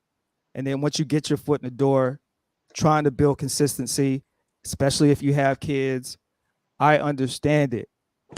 But He's I'm never 30. lived on his own, period. There's no Like, excuse for that. At oh, there, 34 and you've never moved out? No, that's yeah, no yeah. no. There's no excuse for it for sure. But all I'm saying is definitely no excuse. But all I'm saying is I'm 33 and I'm Mm-hmm. talking to y'all right now from a condo that I pay for in Scottsdale, Arizona. I make less than $100,000 a year, uh, but I know how to use my money and Yeah. I know what to do with my money. And I decide what I want to pay a lot for and what I don't want to pay a lot for. I would rather pay a lot for a place to live than a car. That's just me. Me too. So you know what I'm saying, for you guys that are sitting around living in your mom's house, living in your pop's house, y'all got to get up out of that, man. Yeah, because a man, this is what a Thank you. man's supposed to be doing on a daily basis. This is what I do all day, every day. I wake up, I get money, I stop what I'm doing, I get more money, I invest, I think about what I should be investing in, I save money, I think about where I want to go on vacation, I think about how I want the overall tone of my life to be. I think about, do I want to deal with a woman today or not? Mm-hmm. Uh that's supposed to be your constant every, and you know, granted, every man's way of thinking is going to vary from man to man, but that's where your mind, like for me personally, and I'm just speaking on that situation about the 34-year-old guy, because Yeah. you know, because we right around the same age. For me personally, i'm I'm going to get money, I'm going to build business. I'm going to network. I'm going to hustle. I'm going to dominate until the day they put me in the ground. Like Yes, I, that's I, manhood. I Yes. just, I'm gonna do whatever I got to do to even with me and my child's mother. You know what I'm saying? Like we're not together. We haven't been together for a while. But I know that in order for me to for things to go smooth with me and my daughter, I know that it's better to be a gentleman than to not be. That's I'm right. playing chess. You see, Yeah. I'm in. Yeah. You know, uh, overall, like even when we were together, like she had me thinking I was struggling this whole time. And then the reason I thought that, and the reason I found out I was struggling is because all my money's going to my family, the Hmm. finances. Now I'm on my own. Now she's sending me texts asking me for money. So I'm not the one, So the shoe is on the other foot. So you know what I'm saying? That's just me. Like I don't I don't see myself retiring from life. Like, do I want to play golf and you know what I'm saying, have a tequila here and there as I get older? Sure. Absolutely. But but I'm not gonna let myself not move out of my parents' house. I'm not gonna Yeah. let Yeah. myself not be able to purchase a car or get my own place or just have my own liberty as a man. And that's another, and this is another topic for a whole different live stream. But today's society, in the case of that young man that's 34, that's how they want the today's men to be. They want you to be Coddled. fragile, Yep. crippled, That's living with right. your parents, not able to get out here and get it. You know what I'm That's saying? right. Like That's you right. gotta change that attitude. Like it, God willing, if I'm 98, 99, I'm still be out here hustling, getting it. If Yes. I can move, I'm still Yes. be out here. Yes. That's just me. I'm just a hustling Preach. ass guy. Let me Like, chime in on that because you are killing it, Zone yeah, 864. We need to do a collab and do a whole show just on that. And I want to let's say do that it.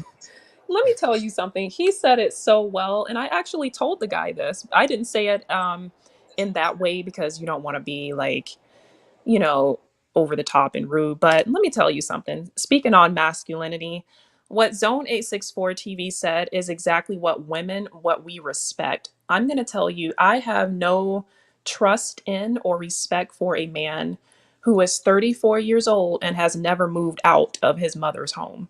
There is absolutely no excuse for that. Period. That is either and my question, just speaking on that, I know it's a little off topic, but since we're talking about, masculinity, quick story time. So I graduated high school when I was 17, left the house at 17. And at that time, naturally, a lot of us lived in college dorms. So I had roommates lived in the dorm at 17. And then I did that, for some time. And as a woman, I got my first condo. I purchased my first condo when I was 20 years old. And I had always lived on my own. Now, I can understand, if you fall on hard times and you have to temporarily go back to your parents' home while you're in between places. That's different. Even I've done that before, but I have always, for the most part, started off, with that independence. And that's me being a woman at that young of an age. So there's no excuse for a man not being confident enough and bold enough and taking the role of just that's basic adulthood and masculinity to me. You're a provider.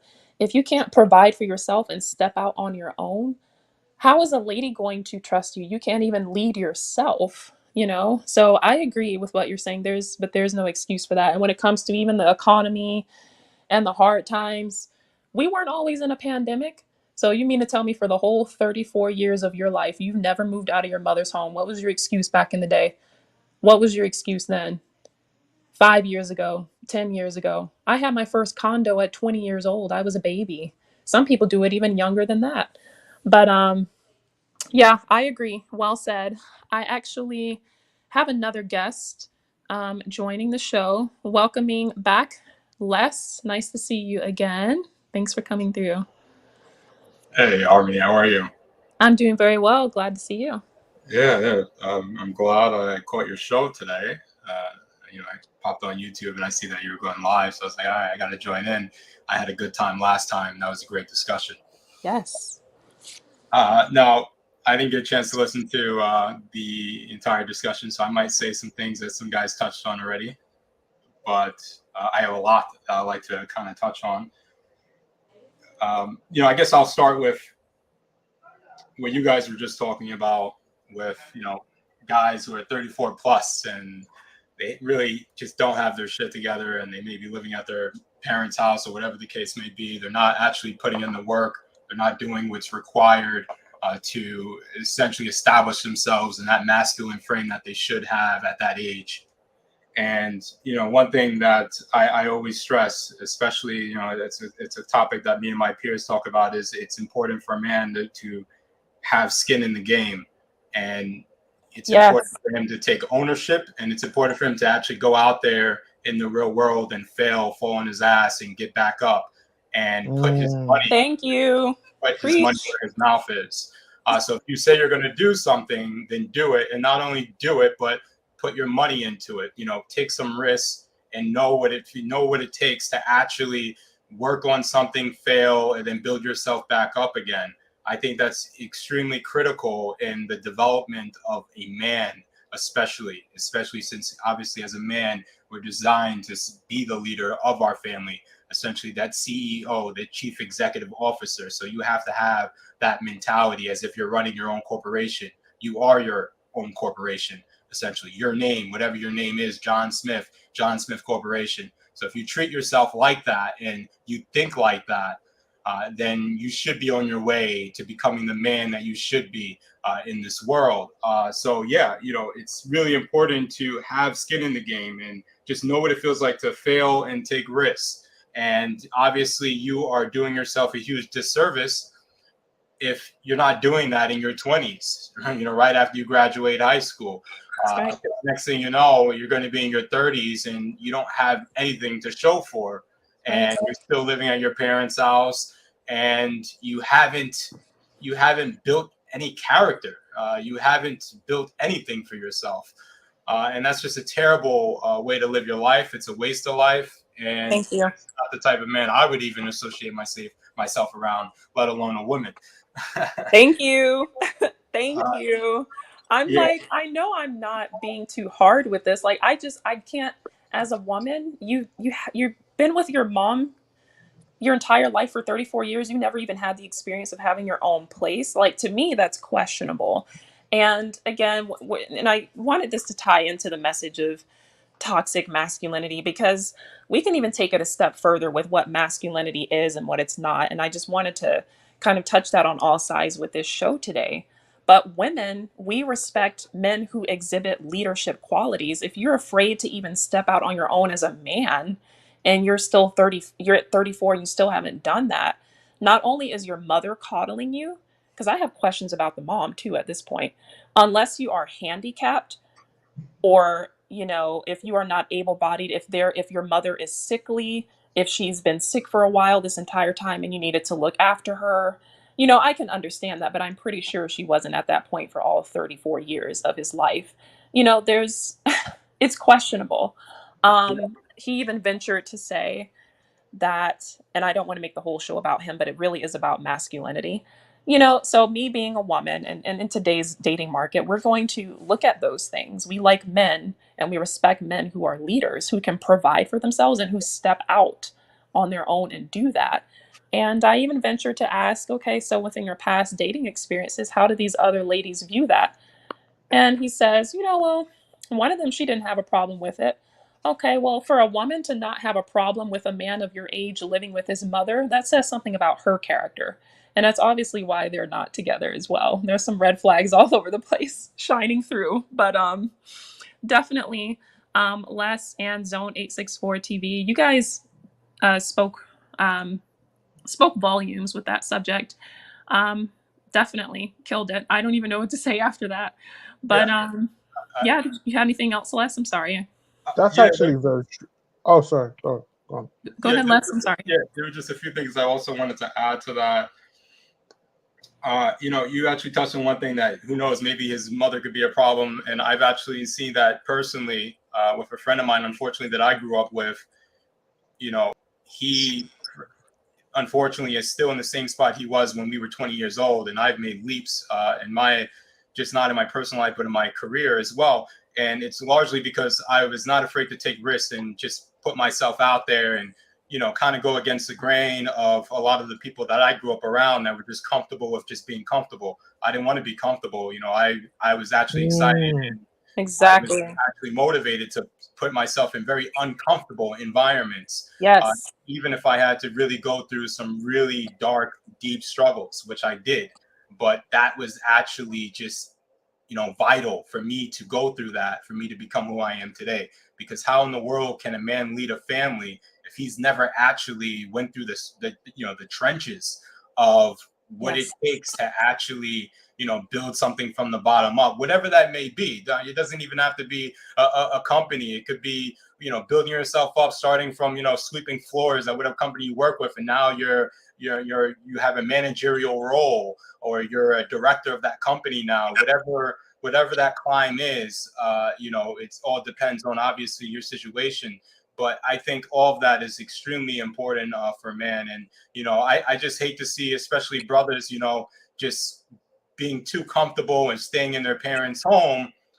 And unfortunately, I do feel like some of the mothers play a role in that, because maybe if there's a father not around, she's coddling her Correct. son. And a lot of that has to do with fear, most likely, because the father's not around, so she has no man in the house. So she's treating her son as basically her man. Yep. She wants her son to take care of her the rest of her life. And this is like, that could be a whole nother discussion and topic. Yes. That is just so unhealthy, and it is so destructive Yes. to the development of a young man. And I literally personally see that happening with a friend of mine that I grew up with. He's still living with his mom, and he's basically taking care of her and settling for a really just dead end type of job. And it's very unfortunate, because of that, even though I have a lot of love for him, I can't actually hang out with him or associate myself with him. Like, I can't be around him too much, because it just doesn't align with my way of thinking, my mentality, and the type of people that I want to have in my life. So it's really sad that it's like that. But, unfortunately, that seems to be widespread in today's society. Now, there are other things that you guys touched on, like emotional intelligence, and how some people can, mainly women, right? How a lot of times what they call toxic masculinity is really men with poor emotional intelligence. I completely agree with that. I think one of the strongest signs of a man who's really in his masculine frame is how he handles conflict. Yep. How does he handle conflict? How does he handle it when someone is really coming at him the wrong way? How does he communicate with people? How is his interpersonal skills? These are all things that a woman should really be analyzing. How does he communicate with me when he's mad, when I'm mad? How does he actually handle people in a room as far as communication? Those are all big critical things to, keep your eye on. How is his self-awareness and his overall self-control? How does he manage those disruptive emotions? These are Yes. all, traits and characteristics that a strong man who handles all these things very well, he's exceptional with handling his emotions, and he knows how to communicate. These are signs, okay, you're dealing with a very masculine man. And I agree. If you're talking about a woman that's completely out of order and she's just not accustomed to working with a man, then generally speaking, a masculine man is just going to cut her out. I mean, there's not going to be much conversation. Exactly. He's going to tune her out. He's not going to engage with her. And I don't waste my time with people like that. If you want to Exactly. be, disruptive, if you want to get in the way of whatever I'm focused on, you're out of the picture. And I'm very, blunt and direct about that. I actually put that up front, and whenever I start engaging with a person from day one.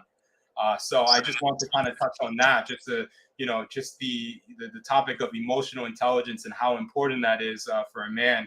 And leadership. We were talking about how the male leadership is being undermined today in America, and the way our country is starting to evolve, with just undermining the leadership of men. And really, basically, modern women have automatically equated male leadership with oppression. It's insane. It's complete insanity. And this could be for many factors, right? Some of them maybe didn't grow up with a father in a household. So as soon as they actually meet and encounter a man, who is a leader, it's like, oh my God, he's oppressive because he's telling me to do this. He's leading me in this direction, and I'm not used to this. I just don't know how to cooperate with this, right? So they have trouble adapting to this, and during that struggle of adapting, they're reacting in irrational ways by going on going online or talking shit about men, trashing men, demonizing men, saying, oh, he's too controlling, he's too this. One thing that I've commonly I've heard online and in person is, one thing women will say is they want very ambitious men, which hey women, obviously that's in their nature to want ambitious men, that's completely fine. But then on the other hand, when you ask them, well, what happened with your other relationship, or how was your experience been with other men, sometimes they complain about, well, he was too controlling. Well, if you want ambitious men, these are typically men that like to be in control. They like to be in control of whatever variables are in their environment, because ultimately that is how they have become successful in whatever they do. So you have to actually be aware of that. Like, you're going to be dealing with a man that likes to be in control. And a lot of times it seems like these women are just, they just don't get that. It's like I don't know. It's like, because they're not used to it, I guess they have a trouble adapting to that. And when they have trouble adapting to it, they tend to just go to the extreme ends of actually saying, well, he's this, he's a narcissist, he's controlling, he's blah, blah, blah. To make herself look like the good person and make the guy look like the bad person in the relationship. Yes. I just really want to call that out. And, just to add on to that, a lot of ambitious men that obviously like to have control of the variables in their environment, it's really about mitigating risk if you think about it, because, a lot of the things that women may complain about that he has an issue with, to us guys, it's like, why would you have an issue with that? Like, for example, if we see that you follow or you're connected or you have friends that are really bad influencers, and they're a terrible influence in your life, and we call that out, and you're giving us pushback about it, but you're not actually listening to understand why we're calling that out and why we're bringing this attention to you, then that's a problem.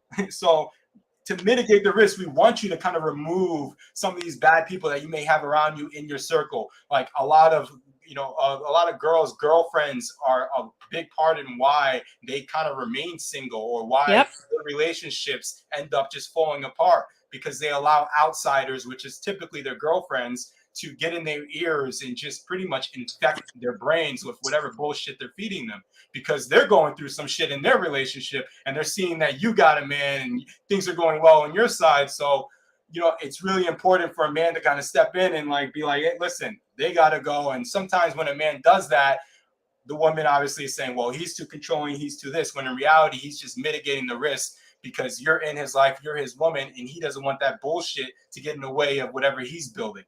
So I just want to touch on that, guys. I know I kind of went on a long little rant here. No, please. I'm very passionate about this. Fire. Oh my gosh. I literally we got something coming.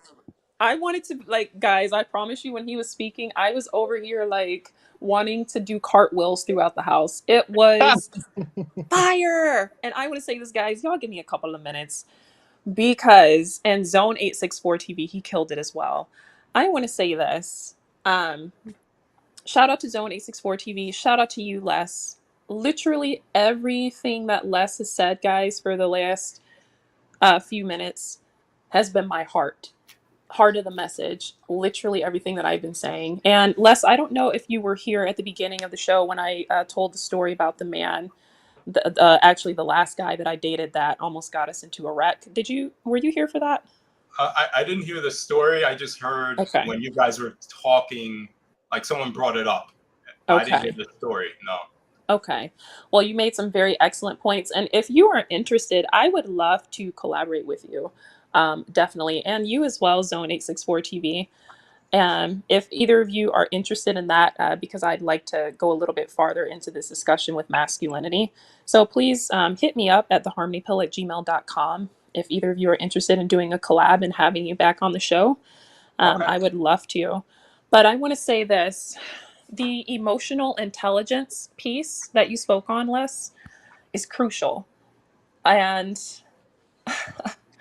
You killed it. And I would like to say, like I said, I don't think you were here earlier for the story, but yeah, the last guy that I dated, because I like to give these stories, especially to the ladies, so that they know that I'm relatable.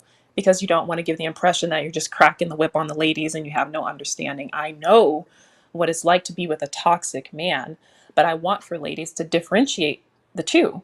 Masculinity is not toxic. Like I said earlier, the last guy that I dated, he had anger issues. He was belligerent.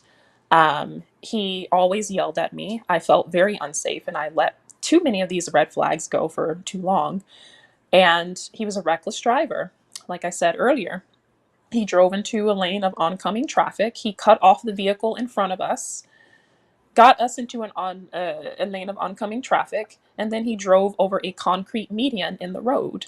So not only can you destroy your tires that way, possibly, but you can also get T-boned. My side could have gotten T-boned. We could have gotten hit head on. There's a myriad of things. It's reckless.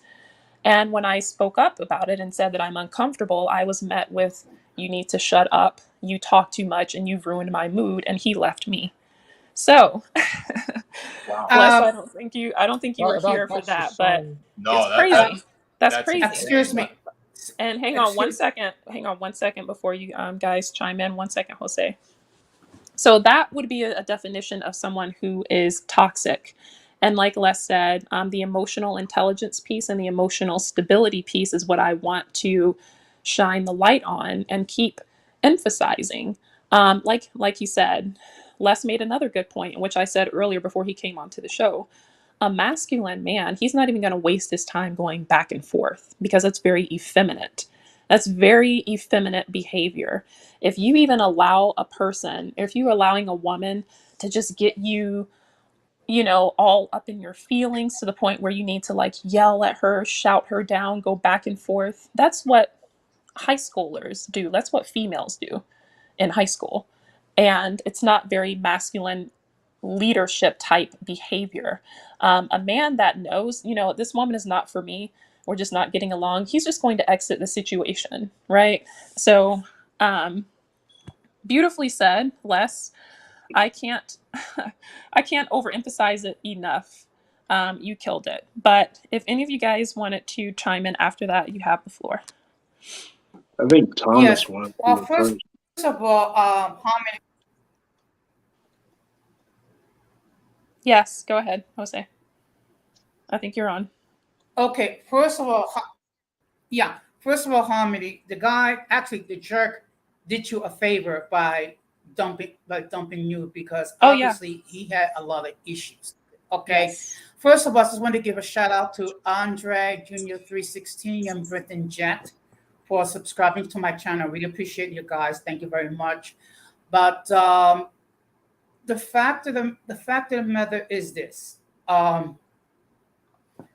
if women want a healthy relationship with a man, they need to check themselves. Okay, if they have whatever issues, whether it be low self-esteem, whether it be anxiety or whatever, they need to heal themselves. Because the worst thing that you can do, male or female, is after you left a toxic relationship, don't allow yourself time to heal and recover and just to seek therapy. Try to get into another relationship, because then what you're doing is you creating more trauma, not just for yourself, but for the other person. Unfortunately, some of these modern women, they don't understand that. And the reality is this: what men looking for is someone that's going to be a team player, that's going to be there when they're down, They're going to be there, that could be properly led. Okay, they don't need to be going out there hustling and fighting to deal with the stupidity of the outside world, only to come home and instead of finding peace, it's another war zone. I mean, that men that actually go and volunteer to do overtime to avoid coming home and being with their wives and their girlfriends, because all they're going to do is nag them to death. Mm-hmm. And to piggyback off of what you said, excellent points, Jose. Again, salute to you. I will Thank you. say this absolutely. Well said. This is what I will say, and this, like you said, it goes both ways, really. But the topic at hand, I am speaking on the toxic masculinity and just blaming everything on the man. This is what I will say. If it gets to the point, I've always said this, if it gets to the point where you are calling a woman a nagger, or if you're saying that she talks too much, maybe you're just not with the right person. And this is why I say that. Again, because now I'm talking about toxicity and what it is. And none of this has anything to do with masculinity. This is just toxic behavior, unhealthy relationship dynamics. When you're in a relationship, you have to know how to communicate, period. Your relationship cannot stand without proper communication. You are going to have disagreements. I have been in long-term relationships. We have had a few disagreements, some of them heated, but what I mean by heated is just, we just didn't see eye to eye. And it never got to the point of being toxic, crazy, belligerent, people yelling. That's not necessary. And speaking on what Les said earlier, going back to emotional intelligence. Um, if you feel that you can't bear to come home to the woman, then leave. I would much rather have someone just exit the situation because I'm not a fit for him, as opposed to now forcing himself to put up with it. And then in turn, because you're forcing yourself to be a fit for this woman, now you're actually being toxic because you're frustrating yourself. And I've seen that before. I've experienced that, right? You don't want to communicate. You don't know how to have conversations rationally. The minute someone disagrees with you, then you become belligerent. You're yelling, you're saying, shut up, you talk too much. That's toxic behavior, right? And speaking to the ladies on this, that behavior is what's toxic. And so I will say this to you, Jose, I agree. Um, Not only do both sides need to know when it's their time for a relationship, but it just comes down to assessing, what is my communication like? That's the first thing. Do I have emotional intelligence? And again, if you feel that a person is nagging you, then just leave. Maybe you're just not with the right individual, because I don't believe that communication is nagging. I really don't.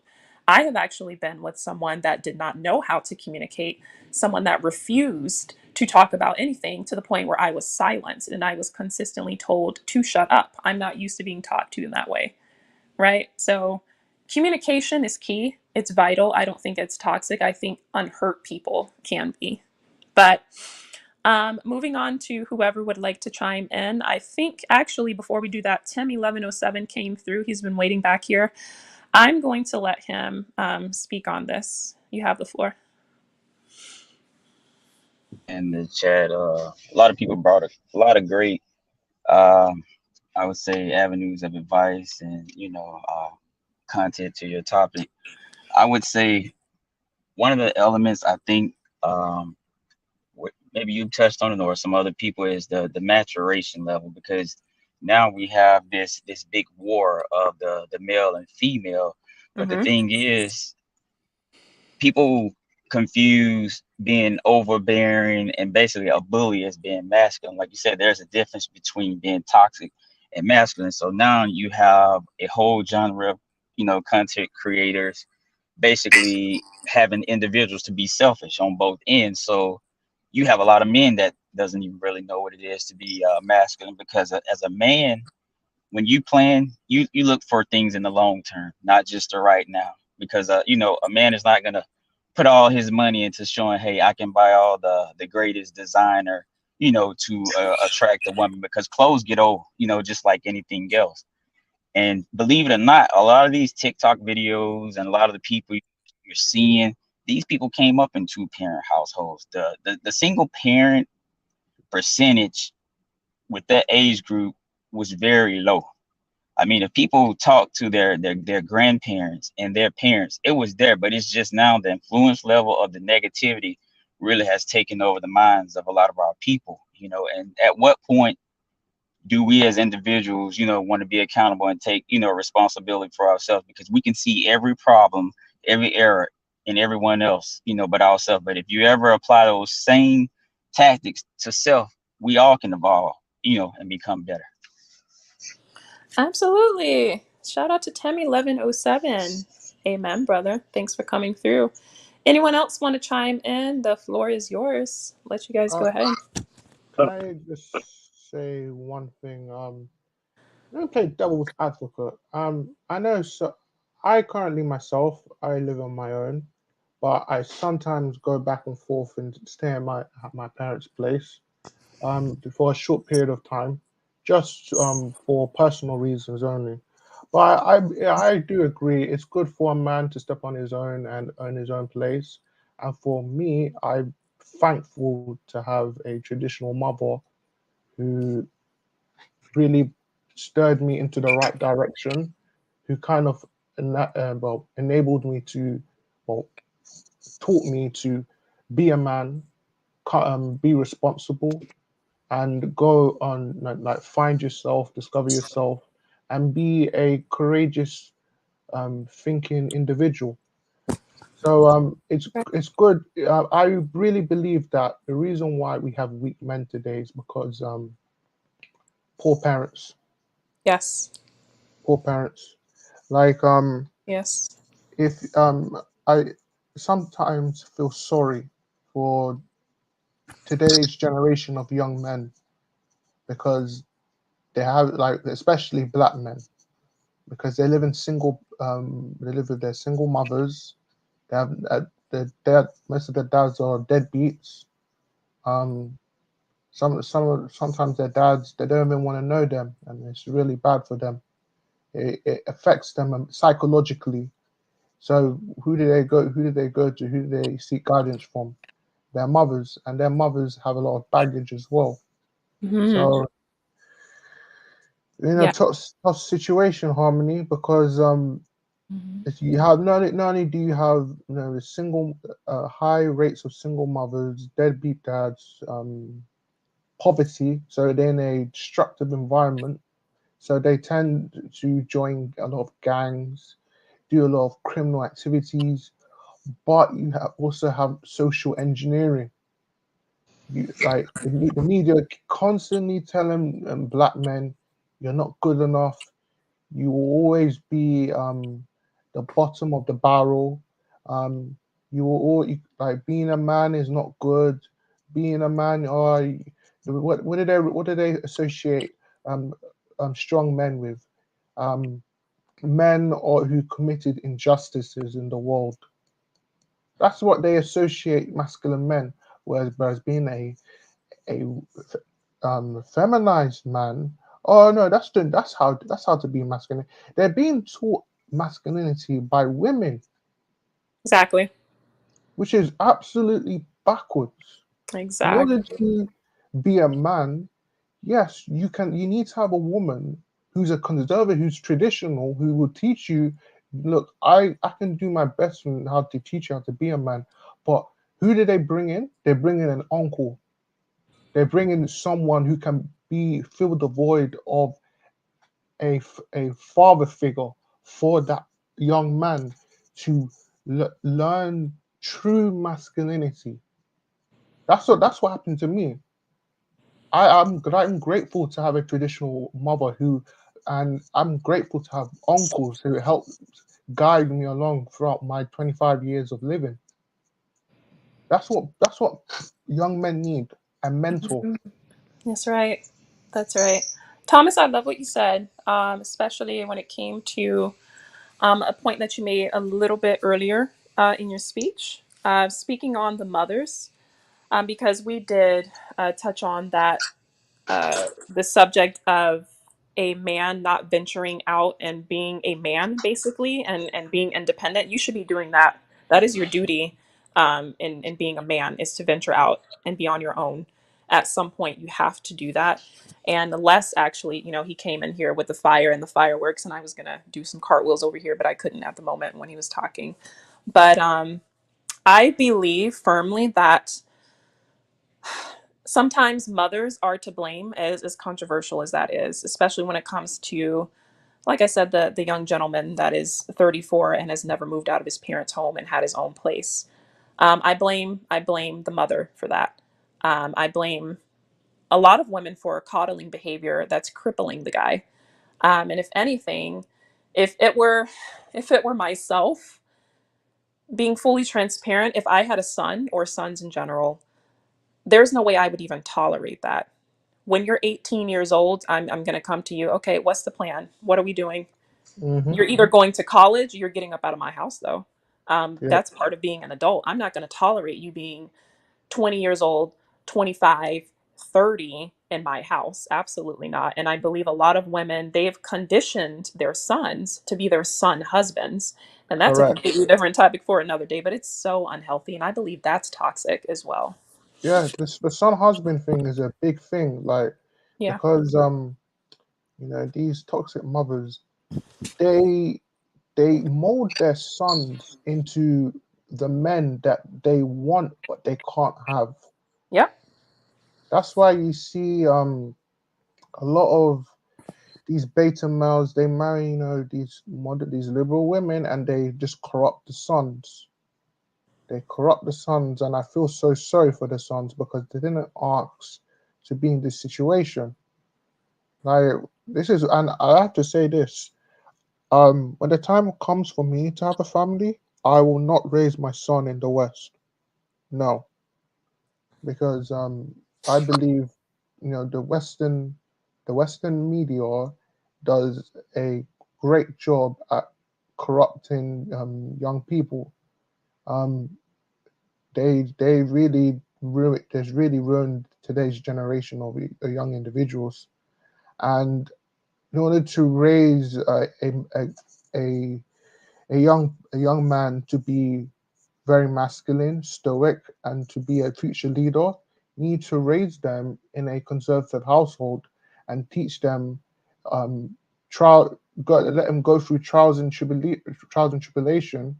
Teach him that yes, it's all right to fail, but it's good to learn from your experiences in order to become a better person. You can't do that in the West, unfortunately, Harmony.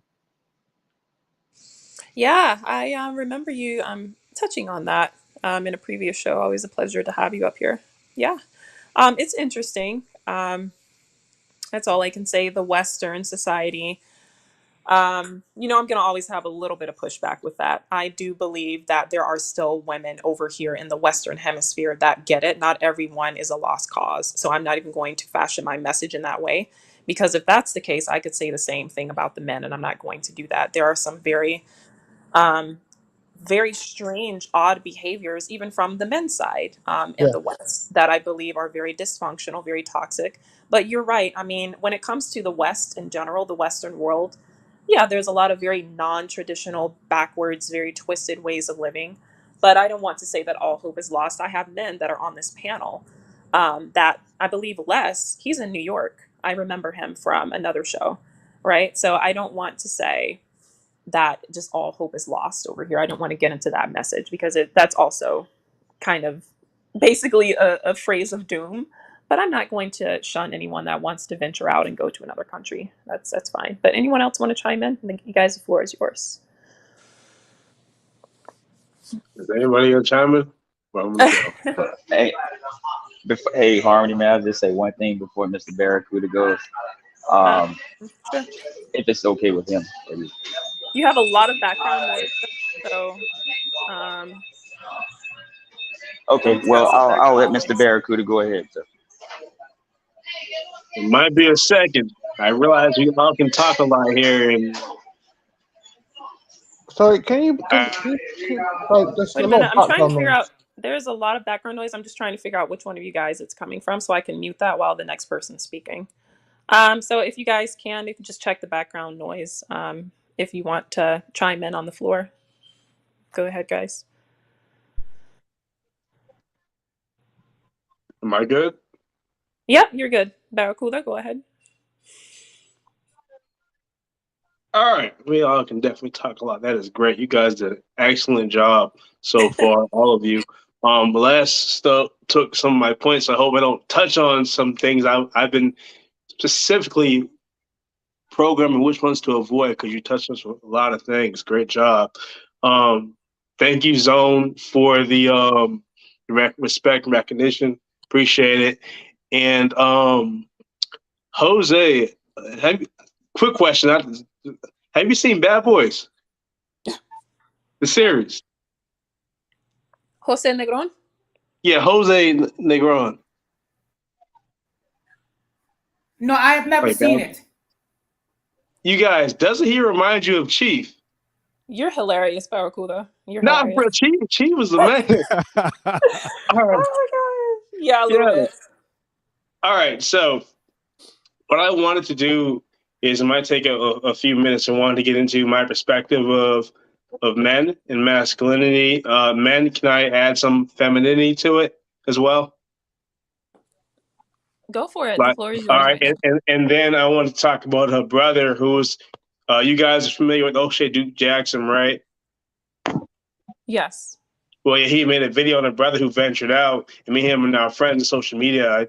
I kind of came to have his back, and then a few other things. So I'll try to make it quick.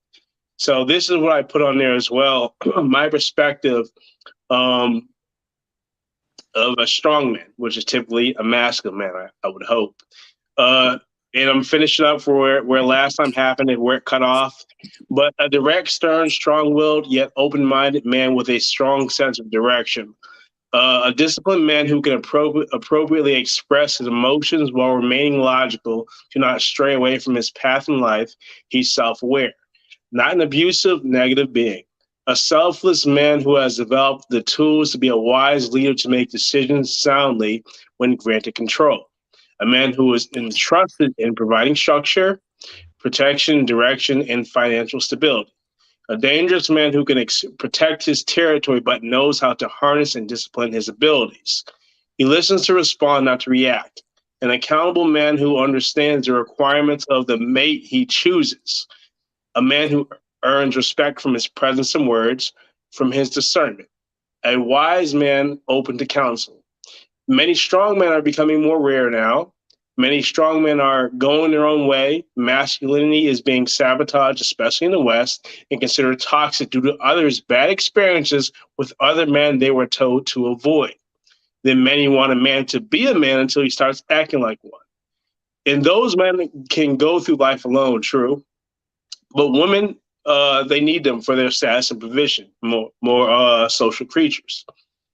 That was my perspective. I put out there. It got some good responses, and what I wanted to say was my perspective. Usually, what those kind of men want from a woman, and because being a strong woman seems to have been gotten misconstrued, or it seems to be being intolerable or difficult, which I guess can make you strong, but it just makes you lonely. Um, in my perspective, strong women that the masculine men want, those women are easygoing and easy to get along with. They're very patient, nurturing, humble, accountable, and wise. Not difficult, insufferable, or intolerable, or argumentative. They master their emotions and self-awareness. They embrace their femininity, cooperation, submission, and friendliness. They mainly don't argue with men unless absolutely necessary. They listen to understand with good faith, not assumptive negativity. They listen and determine if a man's leadership is wise enough for him to be their leader, or if he's a man to walk away from. Strong women embrace their nature and have a plan in life. They are thorough and swooped up in mass by eligible, thorough men. Top tier strong women are becoming rare. Many believe strong is being difficult when that increases the chance of going through life alone when they're very social creatures. They weren't meant to. That was my first point. What do you think about that? What I think is the main point that's always going to stick out to me that a few of you had said on this panel is in terms of the definition of masculinity. It's still going to go back to how do you resolve conflict and emotional intelligence. Right. That's 100%. honestly, even when I'm dating or in relationships or whatever you would like to term that as, the biggest, men love to say, they love to ask, what do you look for in a man? Mm-hmm. What's at the top of my list, on top of being loyal? Obviously, everyone wants that. But what's at the top is how do you resolve conflict? Because conflict is inevitable. Mm-hmm. Conflict doesn't need to be you guys yelling at each other and shouting. That's not conflict. That's foolishness. Conflict is simply we don't see eye to eye on this and we need to come to a compromise. We might have a debate or a back and forth for some time, but we can do it in a calm, peaceful way. And if a Correct. man is unable to do that, if a man immediately has to go to demeaning you, degrading you, telling you to Mm-hmm. shut up, yelling at you, raising his voice at you, I have experienced all of this with one guy in particular. That's, again, it's a huge red flag. So I appreciate that I have men on this panel today that coincide with my message. And I think it's great for the ladies to hear this as well, especially the ladies, because um, as you can see, I have nothing but men on this panel, and they are putting men in check as well. So it's not like this one-sided thing where I'm just pandering to the men and I'm saying that men can do no wrong. You've heard it. You guys have heard it from Les. You heard it from Jose. You heard it from all of us up here. The Barracuda, they can differentiate between toxic behavior and masculinity, and they're putting the men in check as well and basically stating what needs to be done and what should not. So I do appreciate that balance here. Anybody else? You guys have the floor. Uh, Am I in? I was. Yeah. Whoever Oh, wants to go ahead, you have the floor. What's up? yeah. I have to say this. A lot of females are gonna provide pushback on me because, again, they still live in this delusional bubble that, all men are bad. Women can do no wrong. Women should run the world. That men should take the back seat. I ask myself this: if they really hate men, stop using our inventions.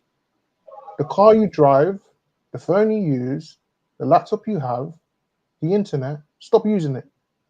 But no, they won't, because they know deep down in their black souls, they need men. They need men to protect them, to provide for them. But they won't admit that. So I have to say this. Not I'm going to say it's going to be controversial, but as a traditional man, I'm very glad I stopped giving a damn about modern Western women, and it's been very flexible. It's like weight has been lifted off my shoulders. Harmony, and I think from a true masculine man ignores all distractions and just focuses on his purpose. So that's my 2 cents. Hello, everybody. What's up? Hello. What's up? Hey, Harmony. Hey, welcome. And Hello. what you got? I You got on just the want to say this before I go eat my dinner real quick. So this gonna be a quick thing. Um, the mate we choose is important because we gotta see more than ass and titties and stuff like that. We gotta like have substance, If she's a help me, is she gonna do this? Are we men doing our part and stuff like that? So if we get a woman that's decent and not flattering gremlin and she cooks and cleans, then that's your mate. Now, if you can get up to 2 women and be good with that, then that's fine. But life is not a joke. You really, really have to choose wisely. I had to go through that during my college days, and that was no fun. But yeah, I gotta go eat dinner, but y'all can floor. take it away. Thank you. Appreciate you coming up, ladies man. I'm going to go ahead and drop you down. We'll see you next time. All right, moving on to the subject at hand. We were talking about toxic masculinity, which I believe does not exist. If anyone else wanted to chime in on the subject, you have the floor. Well, if I Uh, can just chime in now, I've been a serious YouTube creator for 9 months, and and my platform was meant to provide intelligent and educational conversation where everyone can express their opinions. However, it seems like the grief I've gotten is from two female YouTube creators. One wanted to report me to YouTube. And what was my crime? What was my offense? Simply stating that there are some good African American men. that was my crime.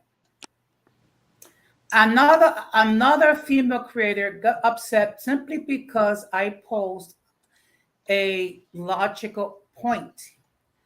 And I further stated to her, there are people here in these YouTube streets that speak without filter. Anybody that knows me, I am one of the most polite people, on the YouTube platform. If you have an issue with me just expressing a point calmly, in an educated manner, how the heck you going to deal with people that speak without filter?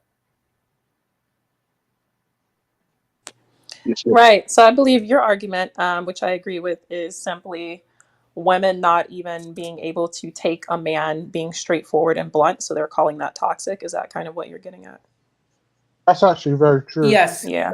Yeah. There was, I it see was in that. ground. Let me. Can I add on to that, please? Sure.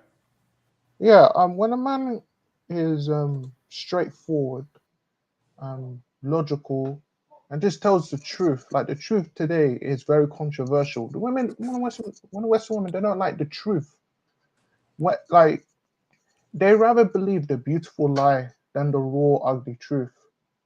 And Instagram has become their playground because, in my opinion, a woman's currency is a man's attention. They've built up so much clout on Instagram that they believe they are something that they're not, and men should bow down to them and kiss the ground they walk upon, which is to me very backwards. Women were never meant to lead, women were never meant to create. It was always been men who've done all the creation and the leadership.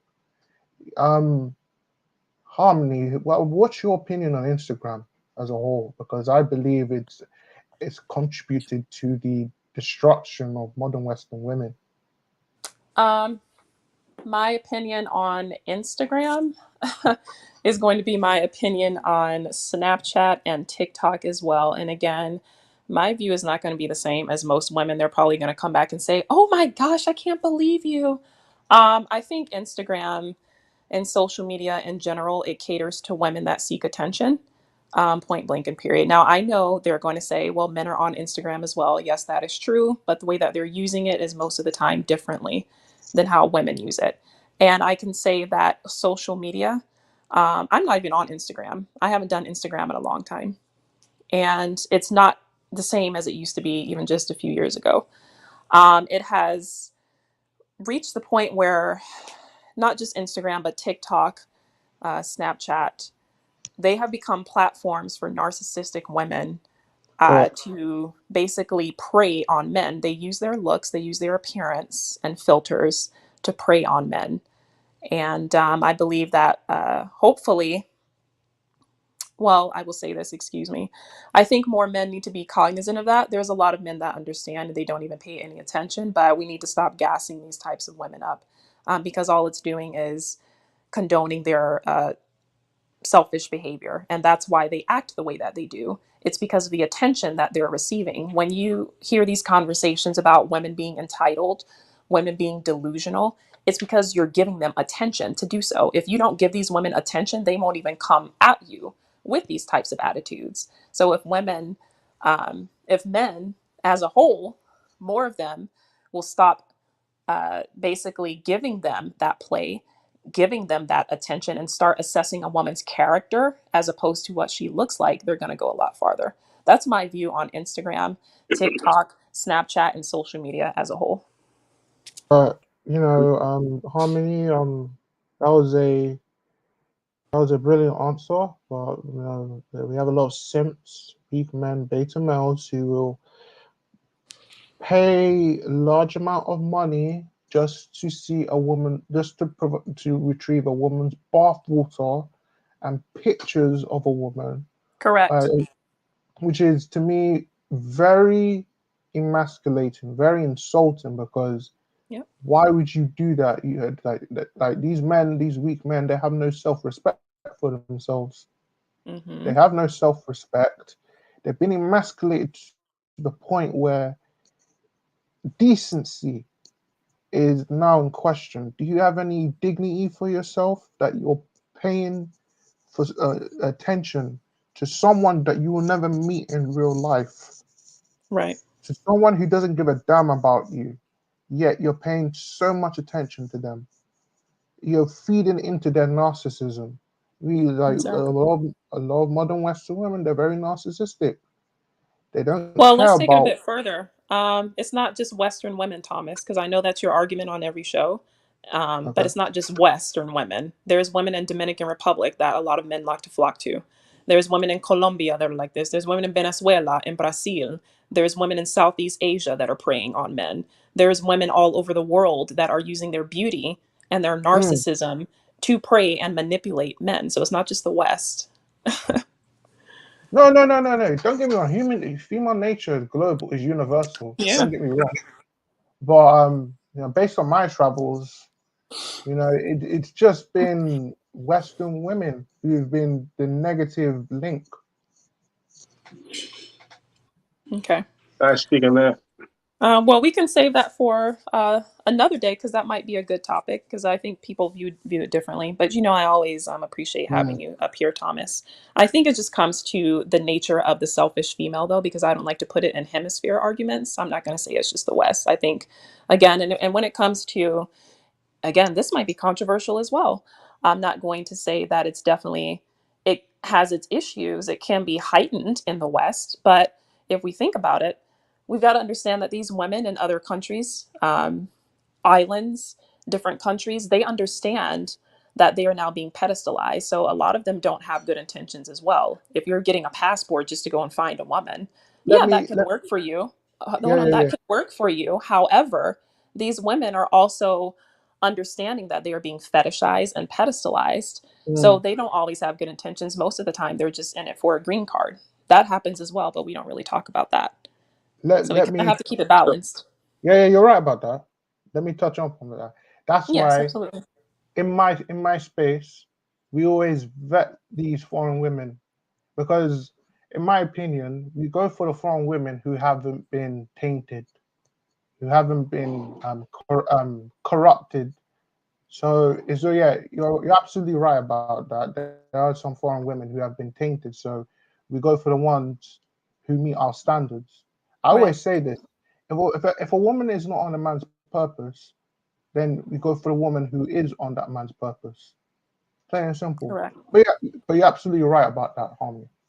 Absolutely. You made a very good point, Thomas. I agree with that. It's about purpose. That's what relationships should be about. It's not about, and I'm not trying to, come hard on you and counteract your argument, but I will say No, this no, in a yeah, different topic.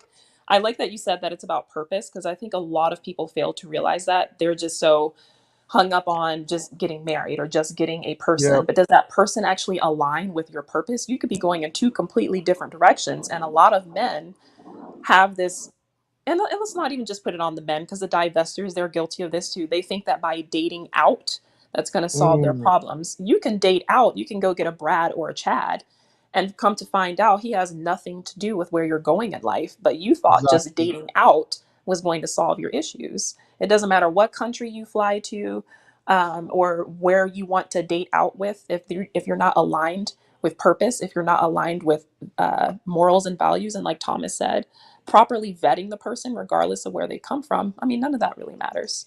But I'll let some I have another guest that joined, guys. I want to give him some fair airtime. So we have Heron DeMarco. Salute. Welcome. Salute, how are you doing? Doing very well. Uh, Great conversation. I just want to say a few things. I don't want to take up anybody's time, too much of anyone's time. Just to speak on the, I guess what they're called now, passport bros. I Yeah. guess I guess in that regard, it's really about making sure that they go to a place where there is a power imbalance Mm-hmm. and the leverage is more so in their favor. Yep. I guess we can relate that back to the Americas of the 1950s and the 1960s, where women didn't have too much economic power. They didn't have the the choices and the options that they do have now. And this is due to the effects of feminism, to some degree, radical feminism. Yeah. And our society gave into those things. So the problem is that we have a generation of men who are wishing for a time that their fathers or their grandfathers experienced, but what they're not saying is that there was the men of that era had leverage. Now, one of the main issues here is that I think many men are struggling with women and struggling in life, period, because they haven't accepted. And it's not only about understanding a woman's nature. A lot of men have not accepted human nature. They don't understand nature itself is brutal. That's right. Nature only essentially rewards those who are quicker, faster, and to some regard, more skilled at deceiving. There's a book called "How Why We Lie" that could better explain that point.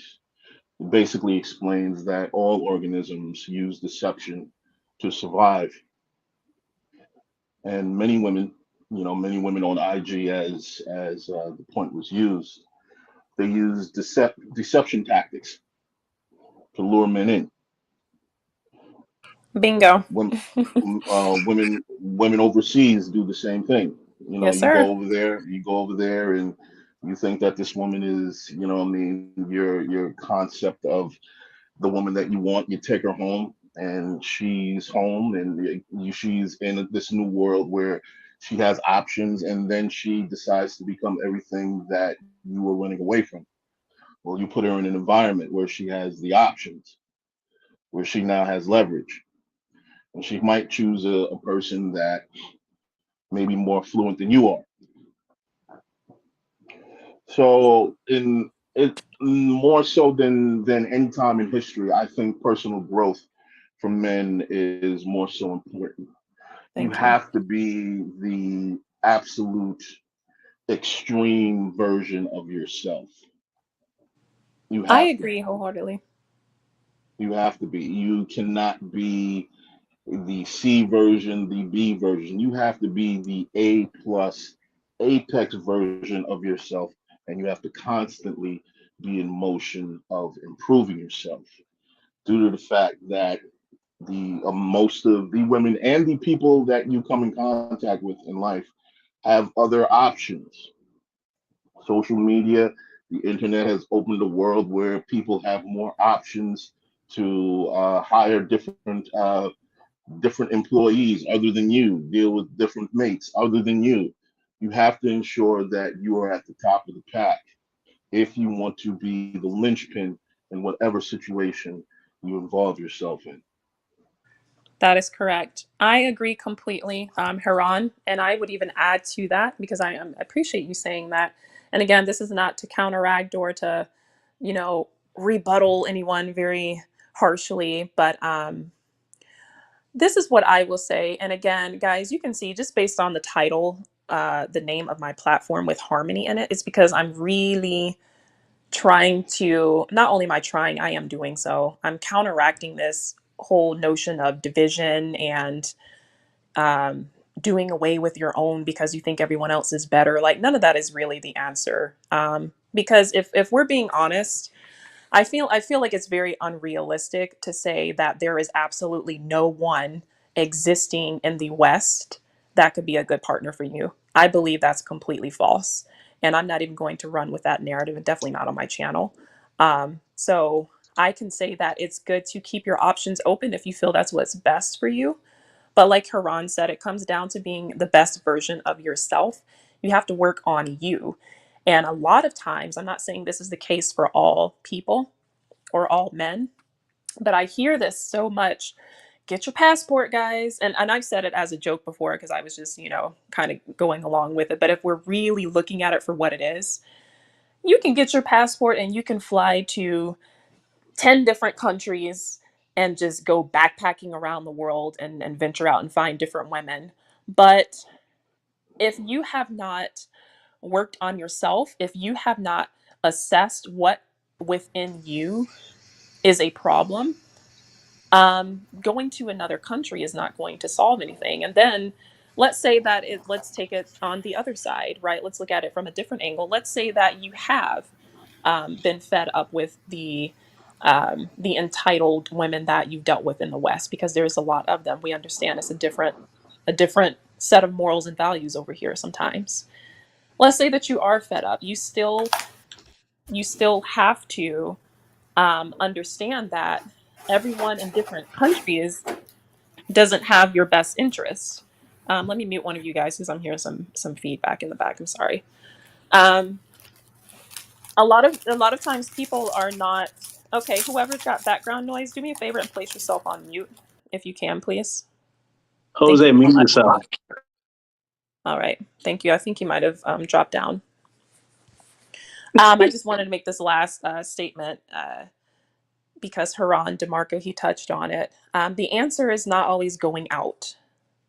And we do have to take into consideration that a lot of these women, I have family living on the islands in other countries, right? And we're privy to the fact that there are so many American men flocking to the country, to this far off paradise to get the women. You guys don't understand that a lot of these women are preying on you. They don't all have good character. A lot of these women are savages. Everyone's obsessed with going to La República Dominicana. You're also obsessed with going to Dominican Republic and Colombia. Correct. Y'all know that our Yeah. women can be savage as well. They're using Mhm. you most of the Yeah. time. They're not the end all be all just because they're from a different sector or a different part of the world. They Yep. understand that you are already coming into it with putting them on a pedestal. They understand that you guys are going crazy for them and they can use that to their advantage. So I just want to say, like he said earlier, make sure that you have you together. Make sure that your spirit and your moral compass is on point, and so is your discernment. That needs to be at the forefront, not being so obsessed with just dating out. Mm. Let me add on to some. Let me add on to that, Please do. harmless. I know you are. Go ahead. Yeah, I know. Yeah, you're absolutely right. It's always good to vet these foreign women. Yeah, I know, but I know a brother who's 21 years old and he's happily married to a Colombian chick. He gave me his life story. He told me that he vetted this chick. He observed this chick, and in his words, she was a good soulmate for him. So I'm happy for him.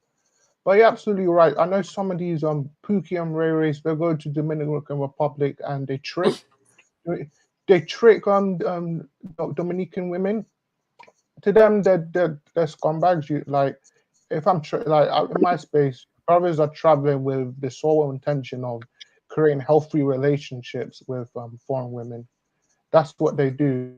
They're very social aware of the country. Like they have so much respect for the countries they go to, and like in my opinion, like men should, yeah, you're right. Men should focus on their purpose. They should be spiritually attuned with themselves before they travel. And yeah, Mhm. you're absolutely correct in that. I just oppose the guys who solely travel in the intent of tricking. That's absolutely backwards.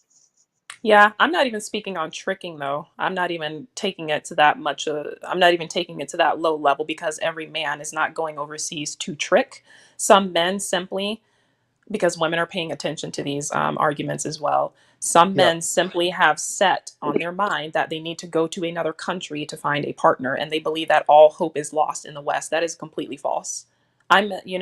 That's completely false. I'm sorry. So I'm not even going to say that that's a valid argument. That's very unrealistic. I believe that there is a very there's benefits to venturing out to explore, but you need to have a purpose in doing it. Like I'm just not going to say, and I know men, here in the United States, they're not obsessed with going overseas just to find a woman. They're still looking in the United States where they are. So everyone doesn't have that mindset. Um, and you have to really put purpose on the forefront. And I'm going to, keep counteracting that argument. It needs to be said. We gotta focus on mental health, focus on purpose, calling, because your partner, your wife, she needs to be in perfect alignment with that. If you're obsessed with going to Thailand or Dominican Republic or Colombia or wherever, just assuming that that's when all of your troubles will fade and that's the answer to everything. You still have the wrong mindset, and that's an internal work that you Mm, need to fix before you get on the airplane. mm. You need to fix that Exactly. mindset before you get on the plane, bro. Mm-hmm. You're absolutely right. You're absolutely right. Like men, they go to these countries to just and these women will fix their issue. No, is it no? They need to fix themselves first before they go to the country, because women, these foreign women will see that. These foreign Right. women will see that. They will see Yeah. that. They love men who are in control of themselves. Yeah. I just want it to be balanced. That's all, Thomas. I want it to be very balanced, because I am not saying, my family, all of my family is not in the United States. I have family still living on an island Mm, overseas, so I'm not going to come out and say, guys, you need to stay in the US, you need to stay in the West. No, that's not what I'm saying. I'm just saying have a purpose and know why you're going over there. Um, mm-hmm, know why. You can keep your options open, but let's say that you even do go overseas, right? That doesn't mean that you're going to find your wife over there just because it's worked for some other people. And I know you said that you know some personally, Thomas, where it's worked well for them. That's not the case for everyone. That's not even God's plan for every single man out here on the West. We have to be realistic and keep it balanced. But I want to go ahead and move on to Darrell Long, because he just joined the panel. We want to give him some fair airtime. You're on the air. Thank you, Lady Harmony, for having me. And thank you for creating this safe space as well. I'm gonna address the passport bros thing, and then I'm gonna continue to the actual topic. The problem that I have with the passport bros conversation is two different things. Many of the men, they don't have the actual desired results. There's only one man who I actually see online with his wife, and that's Andre Love Boston, Love Crossing Borders, right? Shout out to Andre, talk to him behind the scenes, dope person. But oftentimes we get what Harmony is talking about. We get these broken men who are actually just going online to spew, at best, talking points. They don't actually have the life um that actually speaks for itself, right? And for me, Harmony, I meet these guys, and these are usually guys who they don't attract beautiful women in this country, right? And the ones they do attract, they're not prepared to date, Right. right? They're not mentally prepared, they're not spiritually prepared, they're not financially prepared. Every socioeconomic checkbox, they just don't have it checked off before they come into these situations. And it's different when you're dealing with a woman who's a narcissist, a woman who's a liar, a woman who spreads narratives, right? Because she wants to save her own ass. That's different. And a lot of men act like they run into these awful women. Some of us do. But more, in my opinion, more times it's because of how you are leading. I had to even ask myself this recently. If you are what you attract, that means that the people that I have attracted that weren't good for me, I attracted them based on what I was at the moment, Right. right? How can I make myself better so that I can attract better? And like Harmony is saying, that doesn't mean that you're just going to get on a plane, go over there and have this, you know, tribe of fucking women worshiping who you actually are. Because can you still afford a wedding? Can you still mentally, emotionally cover this woman under God? If you can't do these different things, no matter where you are, your leadership is still going to get you the same exact result. And that's why we see so many of these passport bros, some of them who don't even have passports. It's just a mm, conversation, right, mm, Harmony? That's not a shot at nobody, but I see this in the mm, spaces. All right, cool. Let's have a conversation about passport bros. And then people would say, well, have you been out the country at all? Have you, mm, do you even have a passport? And no, they end up saying no. But so why you're in a conversation where we're talking mhm. about even going overseas when you haven't experienced this lifestyle? And Thomas, that's something that a lot of these men do. They get on these Mm, stages in the same ways that they took Kevin Samuels' talking points, rest in peace to the Godfather, but they didn't actually look at Kevin and say, yep. does he represent the lifestyle and the results that we want? Which is why I look to men like, shout out to Trill from Cruise Season. I was over there recently talking to those brothers. Trill and Dean are married. They've been married for more than 10 years straight. they're going to have advice to give me on how to get a wife, how to lead, and what it means to actually be a husband, versus the talking points of the high value man and talking points of the passport bros. They're nothing more than talking points. These men do not want to do the self work, right? Harmony, Right. and that means self reflection, Correct. right? Do you actually represent the man that you need to be so you can attract the woman that you genuinely desire? And I think oftentimes the answer to that is no. Mm-hmm. And I Yeah. would venture to say this, just Yep. one second, Thomas. Thank you, Darrell, for coming up onto the panel. I appreciate you. Um, and I would like to even take it a step further to segue, um, because I'm always going to come back to purpose. Because anyone can have a man, right? If I was just desperate for a relationship, I could easily be in one. I can just get anyone. Whenever I step out of the house, whenever, like I'm in my house right now, obviously, um, I'm getting approached all the time. So it's not a matter of, even when it comes to the guys, there's a lot of men that have a lot going for themselves. Women nowadays, they're throwing themselves at the men as well. It goes both ways. So anyone can have a person. Just to say that you have someone, that you're in a relationship, that's very easy. You can hop online for people that do the dating app thing. That's not my thing. I believe in organic connections, or you can just step outside anywhere. Like, people still talk. So you can hop into any relationship that you want. But if the internal work has not been done within you, there's still a problem. And what I'm getting tired of is just the narrative of, we need to go overseas to get a woman. I'm not saying that people cannot do that. I'm not saying that at all. My family's multi ethnic, multiracial family. So I've got different ethnicities. And like I said, some of my family's still overseas. We are not all solely rooted, and we're just not the FBA. That's another topic for another day. But that's just not going to solve your problems. I just don't want it to get to the point where people are saying that all hope is lost in the United States. And Darrell, something that you said, you were talking about how some of them don't even have passports. Fact. And on top of that, let's say for the ones that do have passports, they're not understanding or realizing that you don't necessarily match a foreign woman just because you are here in the United States and you're fed up. We get it. It might not be your season. And I don't think people are looking at that either. Could it be that it's not your season? Because I don't believe that every man in the United States is fit for or a match for a foreign woman. That's also not realistic. That could be completely outside of your realm. um, I just think that we need to start being more realistic with everything and not jumping the gun when it comes to this whole obsession with relationships and finding a woman. And a lot of times, I will say this: I gotta bring it back to being a woman, because it can't be one-sided over here. I'm always going to advocate for men. My whole platform is in defense of men. But I can say this though, and a lot of ladies would agree, some men simply want a doormat.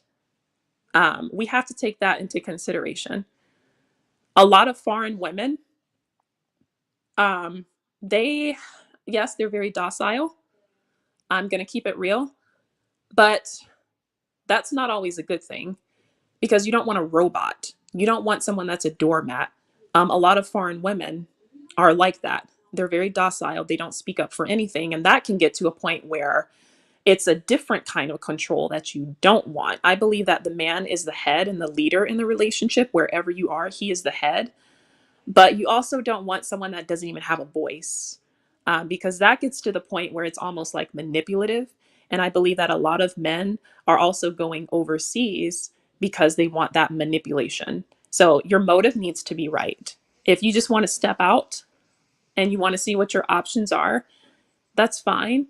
But again, your heart has to be right. Your motive has to be right. But I'm going to let some other people chime in. Wait, before brothers chime in. Oh, Harmony. I have to say, Harmony and Daryl. I have to say this. I love this conversation. This conversation has been well-rounded, and excellent. And I thank you for allowing me to contribute into this, because this has been fantastic. Well, thank you. Definitely a good conversation.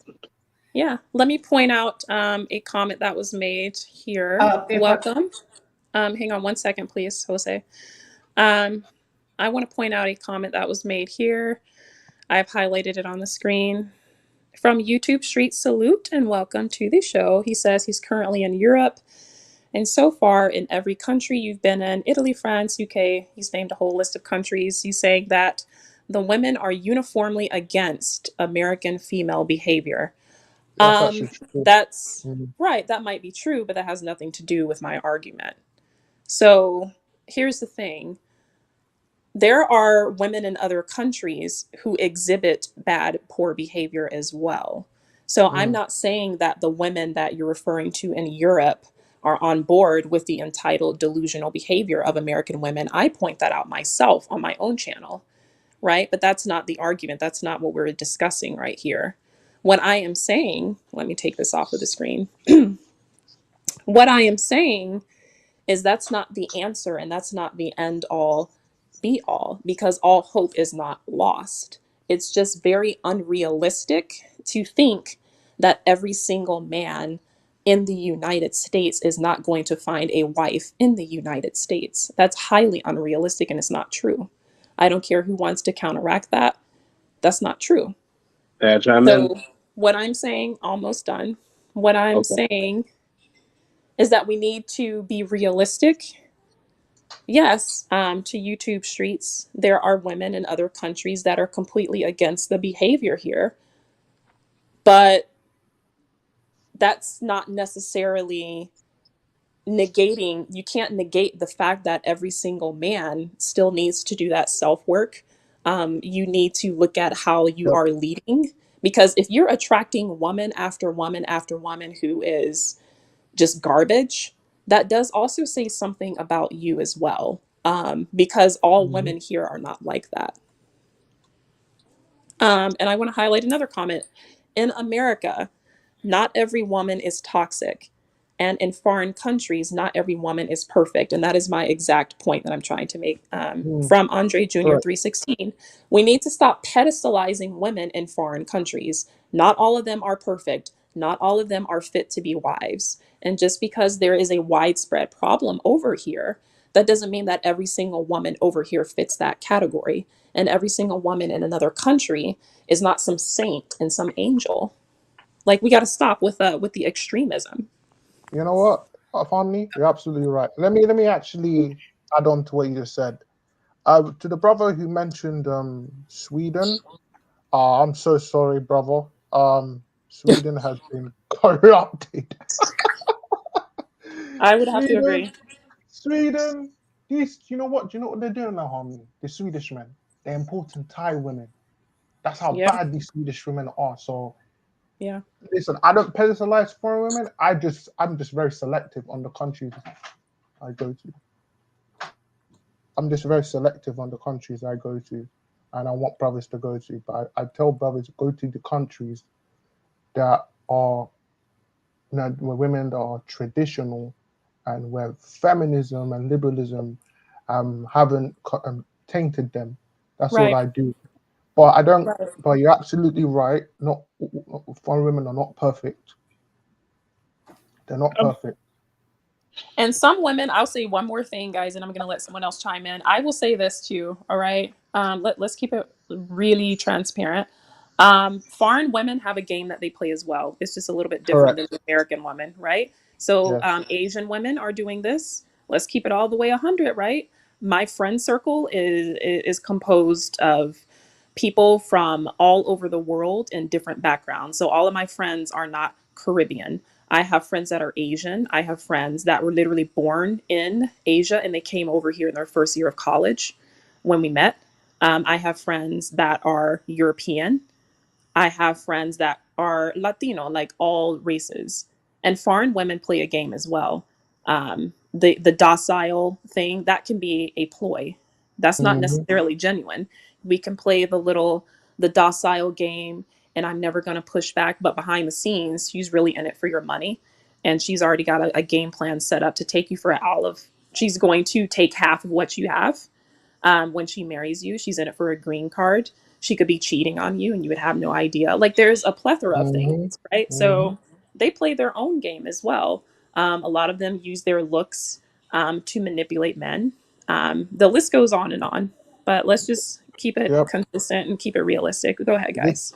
this is why you need to always vet for women. I always tell my brothers this, but you're absolutely right. Sorry, brother. But you can go on. Go on. Let's go ahead and bring Nas Oh, up. He just joined. He has not had a chance, and I want to give him some airtime. Welcome to the show, Nas. You're on. hey, what's happening, y'all?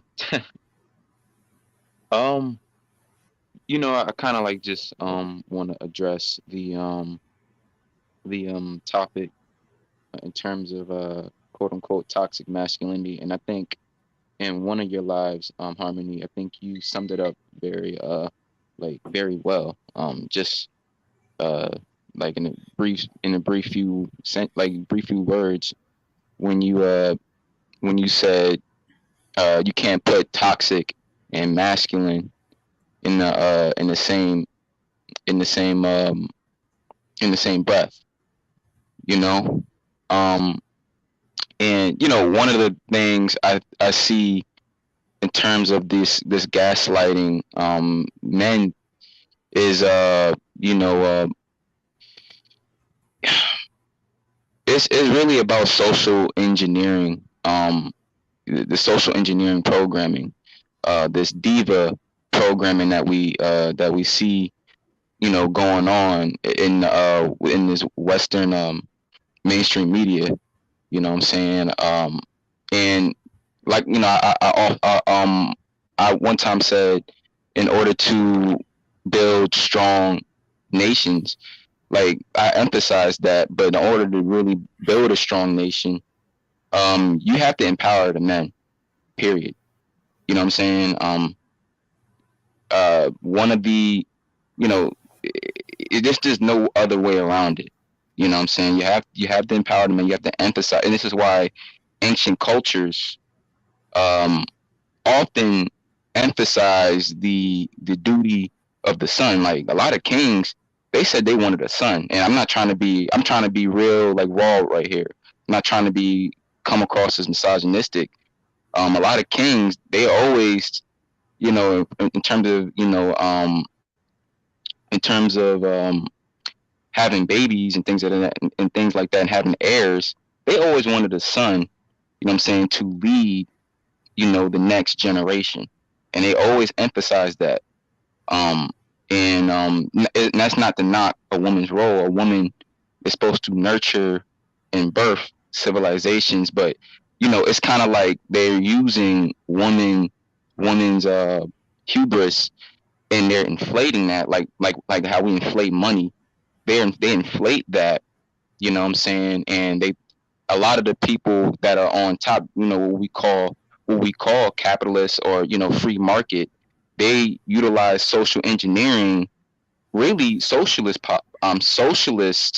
tactics, to basically level the playing field in terms of competing with men. Like, so that's why we have a society where women are competing against men instead of uh, um, having relationships, healthy, fruit and keyword fruitful relationships with men, because there's too many people, like I said, too many people in this society are selfish, and they're not people. This country specifically is not willing to do what is necessary to build the family household. Everybody is just out for themselves right now. You know what I'm saying? It doesn't matter what race you are. You know what I'm saying? And it's just a lot of social engineering tactics that's going on. I think, and my last point, I think what expresses, um, in my opinion, true, quote unquote masculinity, unfiltered, unadulterated. One of my favorite sports is boxing. You know what I'm saying? In terms of what people really feel and who people really support. You know what I'm saying? This goes along the lines of whether it's nationality, creed, race, or whatever have you. These people are sacrificing their lives, sacrificing their bodies, just so they can get the biggest pot to feed their families. You know what I'm saying? And that's what true competition is. True competition for men is about taking, uh, unapologetically. You know what I'm saying? And there's honor in that. You know what I'm saying? But right now it's just sham competition. There's no honor. There's no there's just no honor in what's going on right now. And that's kind of like what I want to say. Absolutely. Thank you, Nas, for coming up here. I always appreciate having you on the show. Salute to you. Thank you. If anyone else Appreciate wants to take the floor, go ahead. you. I do if it's cool, unless y'all hear me.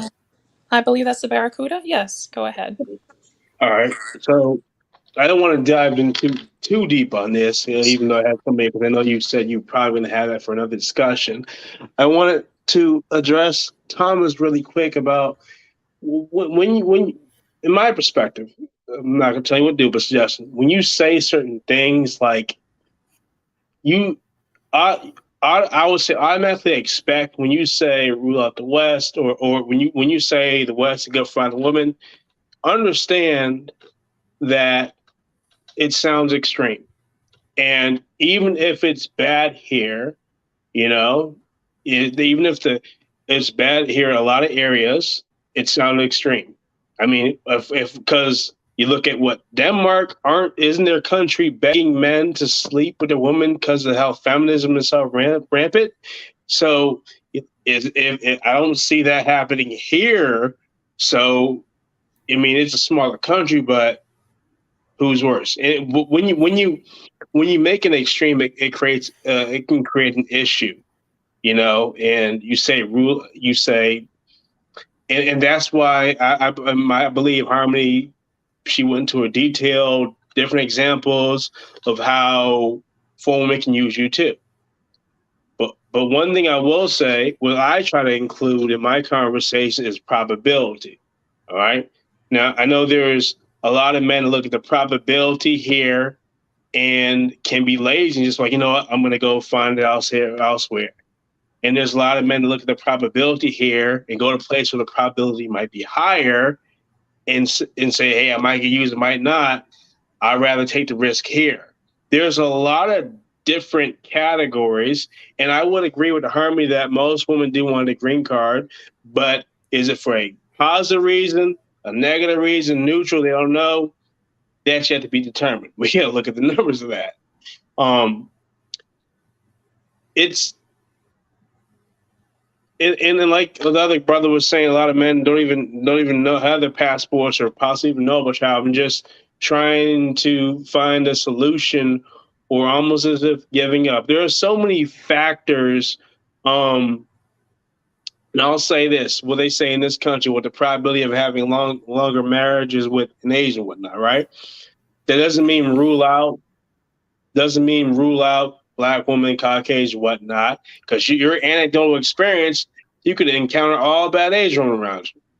It means the probability may be greater according to the stats, but you still got to do the work. And to rule out any ethnicity or area that has possibility and probability it's kind of a fierce statement, to I be agree. saying that. Huh? I agree. And so that's why I say you seem to be, I don't know, you seem to be an assertive man. As I say, my suggestion is just be careful with that. And especially when you're talking about the opposite sex, because heck, if a woman was saying that about Black men, you'd be like, hey, no, you're making it extreme, Exactly. So the numbers can be bad here. You may have to do a little bit more work, but hey, once if a bunch of men, especially men who don't know what they're doing, are flying out and what's oversaturated, whatever that market, and those women, you give a woman an opportunity of power. Better believe she's gonna take it, and you don't know what you're doing, don't know how to vet a woman or a woman of the culture, and you set yourself up, and then more and more of them start taking advantage, and then that becomes oversaturated. Then flying out to certain areas might not be a good idea anymore. So you gotta learn how to vet women. I'm gonna wrap this part up really quick. I was gonna say, Steve Arguden, who you know who flew out and he's married to his Colombian wife for 3 years. I think his argument was because a lot of men are automatically shamed for flying out instead of saying, "Hey, Correct. protect yourself at all times." You Right. know, you might find a good woman out there, but beware of this. They're shamed. Like you have mothers telling their sons that they're homosexual for going to the Dominican Republic. Like Dennis What? Sterling brought up, like you got them shaming this jealousy. Like, no, I'll be like, okay, I'll be like, all right, so you go out there, be careful. The culture is typically like this. You may encounter this, you may encounter that. Get Mm-hmm. a knowing of the area. Just look at that as a end all solution. Is kind of irrational and illogical. I agree. You gotta vet now. Like I said, numbers may be bad here. They might be bad in Denmark. They might be bad. It seems wherever feminism has touched, it kind of messes up a whole lot of stuff. Yep. Yeah. You're absolutely right. Wait, hold on, homie, hold on, brother. You are absolutely correct. Thank you. You're absolutely correct. I'll say, I think Harmony wanted to chime. I wanted to say something really quick after that, and then just chime into my last point, which wouldn't take long. If that's, but I know you want to say something, Harmony. Yeah, I'll chime in right after you're finished. Go ahead. Okay, so me and that brother had Steve arguing, who was on O'Shea's. O'Shea was talking about him. You know, he did that, whatnot. I think he was just debunking people saying don't do it, but I don't think he was making it extreme. Like you need to go do this. This is the way. He was just showing, and then I, support him and just said, look, listen, woman cost. I mean, you're the protector. Most women want men to be the majority provider, if not the sole provider. I mean, you get an American woman, it's going to cost you. You can lose that. Foreign woman's going to cost you. You can lose that. You got to be on your mission and know how to vet women, whether culture different, whatever it is. You just got to. You might get successful. You might not. The probabilities might change different areas, but you got to be a thorough, discerning man and not get infatuated with looks or even culture itself. Like me, I'm attracted to Hispanic women mainly. All my girlfriends have been black. I don't rule out. People like, oh, you date a white girl, don't you? I've dated one, but I never had one as a girlfriend. Like they don't they think they automatically assume, oh, you're proper, you're this. No, I give people good faith. The last point I was gonna say was you got the men that fly out, right? And the men that stay here and deal with it, and the men that get I'm not gonna say lucky, the men who get who find good women here, right? And then you have the men who are being emasculated, the men who don't know how to deal with this nature, the men weaker men who lash out. And we got that happening a lot. And I was going to touch on one of Dennis Brother's points when he said that the school shooting and stuff like that. You don't give these men something to do or pass by these boys who are angry with society. It's going to keep getting worse. And I know the powers that may be are listening to these conversations. So I got something for you. You got to stop listening to the men as well, powers that may be, because men have the capacity to build, protect, and destroy. If you don't give them something worth building and protecting, they will find a reason to destroy everything society has built. They're men who cannot control their emotions that are doing that. They are lashing out. You are trying to emasculate them. You are trying to feminize them. You are trying to socialize them like girls. It's not going to work. We got everybody else who has an opinion, who have a perspective, except for the heterosexual men. You try to make them go against their nature. A lot of them can't handle it. Men can go their way. Me, I can handle it. I can debate men and women all day. I debate women respectfully, you get disrespectful. I go away, whatnot, but I hold them to a standard as an adult to be able to understand information, interpret it. But you keep on doing this to little boys, having women being allowed to get away with saying all men should perish, all men aren't right, all men are bad. You leave them unchecked. There are men that cannot handle it, and those are men you got to be cautious of. Coward men or men, not going to call them all cowards, men who are not built like that. When a man changes, people look, people wonder what's going on. A woman can, whatever, it's expected. But a man, what's wrong with him? Because men are usually how they are. They might change in a positive way. They change drastically. And if they can't be a man, if they're not getting what they need as a man to execute their masculinity, do certain stuff, they can have that built up. And they're going to lash out and trying to find some way to feel what they believe is masculinity and being a man. And if they can't find female mates, because most of our women are chasing the same men, I know not all, but most of them, it's not shown. If no one agrees, I understand. If that's the case, that leaves a bunch of men with no purpose. And men, we build stuff to protect women. We want families. Most of us want kids. We do this. We do our 90% of how we live is to impress a woman, to get a mate, to make babies in a family, and submit a legacy. If a man does not have that purpose anymore, he can either build, go his own way, or he can destroy. So the government got to start listening to men and listen to women. Do both, but it has to, because regulate gun laws. Guns are already out there. Right. Check on the mental health of these men. See what's going on. Listen to them. See what's going on. If we have men at different levels, rich, poor, famous, dealing with this issue, we have a problem, USA. Yeah. And if you're going to keep on listening, it's the men, the men, demonize him. There's a little Twitch. If you type in, I had a picture, right? I'm careful when I say this. If you type in something about a woman, it's instant flag. My people's typed in the same thing about men, no problem.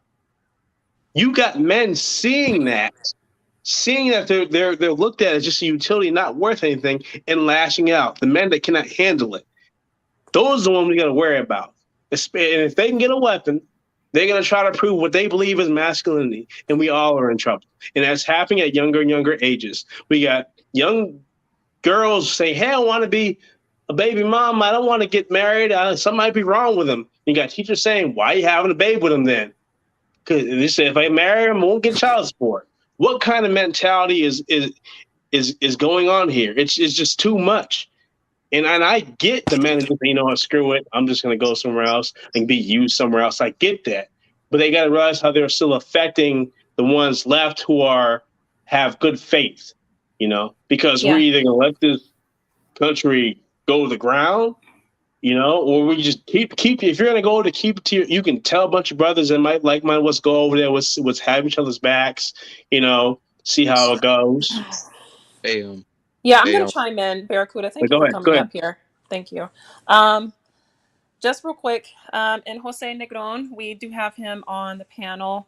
I just want to make something known and salute to Bronze Bird. I appreciate you coming through. Thank you for being here. You are always welcome. Just one thing I want to mention. We have multiple people on the panel. And so the way that panels works is I noticed that there were a few comments being made about you feeling like you're not allowed to speak. You feel like no one wants to hear you. My channel is not designed that way. No one has been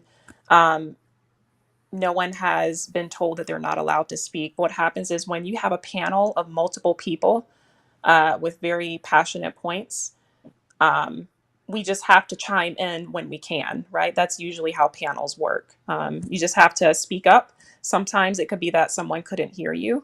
Don't be afraid to chime in. I do it all the time. Sometimes I get cut off and this is my show, So some people have a little bit more to say. Some people have less. You just got to speak up and chime in when you can. I'm going to go ahead and let Jose Negron take the floor. What are your thoughts? Okay. Well, first of all, I'm going to try to keep it short and straight. It's just I have a lot of points to discuss. First of all, there's always a possibility that you can find someone here in the States The thing is, before you start lurking, you have to make sure that you're well mentally. Because Yep. if you're not well mentally, you're going to miss you're going to mess yourself further, or you're going to mess up your partner. Then once you are okay mentally and psychologically, you need to define and be realistic who you're looking for as a partner.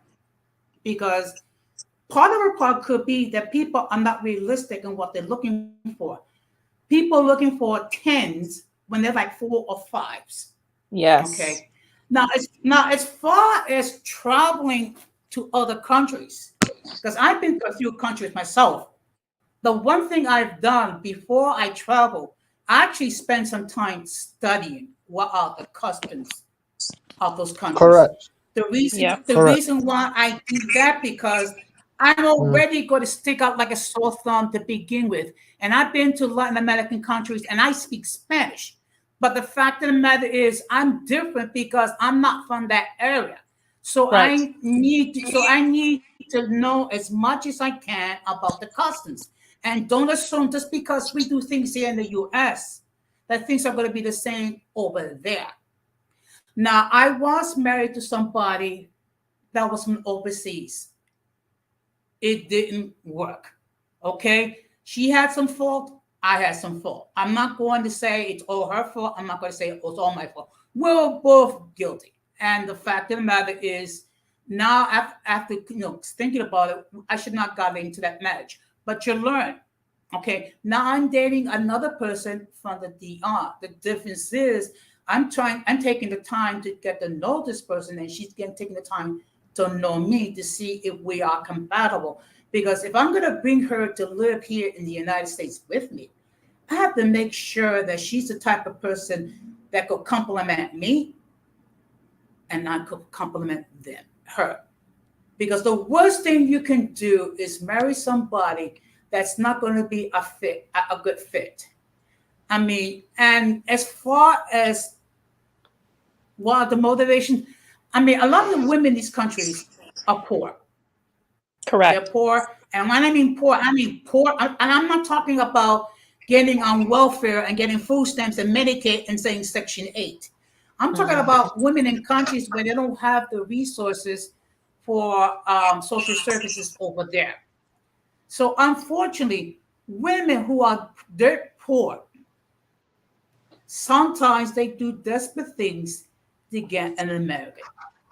So my whole point is vet that person very well before you think about bringing her to the U.S.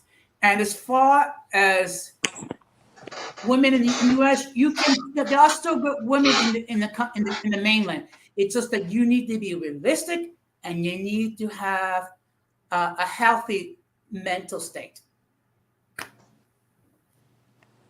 I agree, Jose. I agree. Thank you for shedding some light on that. I believe that is the type of message and the part that gets lost in the sauce, and people fail to mention those things. Is exactly right. I would say this, guys. I want to chime in for just a few minutes, if I can. Um,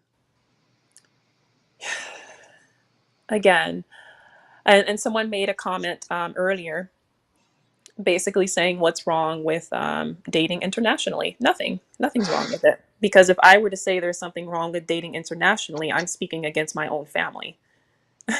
I'm speaking against my own family, some of them still being overseas. So there's absolutely nothing wrong with interracial relationships. There's nothing wrong with marrying someone from another country. Nothing wrong at all.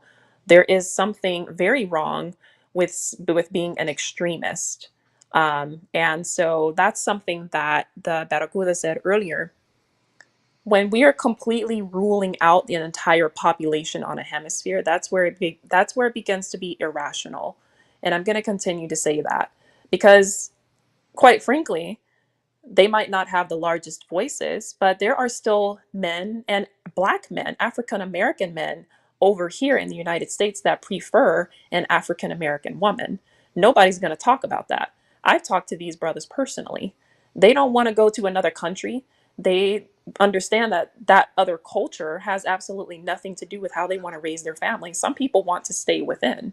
So we do have to take that into consideration. You might not hear it on public platforms, but there's a lot of brothers over here that still prefer their own, and they're doing just fine out here. That's It's not fair to say that all African American women are the problem, or every Western woman, because you have white males saying it as well. They're just making it sound like it's just completely all devastation in the Western Hemisphere. No, that's not the case. There's definitely, it's problematic over here, but every person does not fit that category. And if I can be perfectly honest,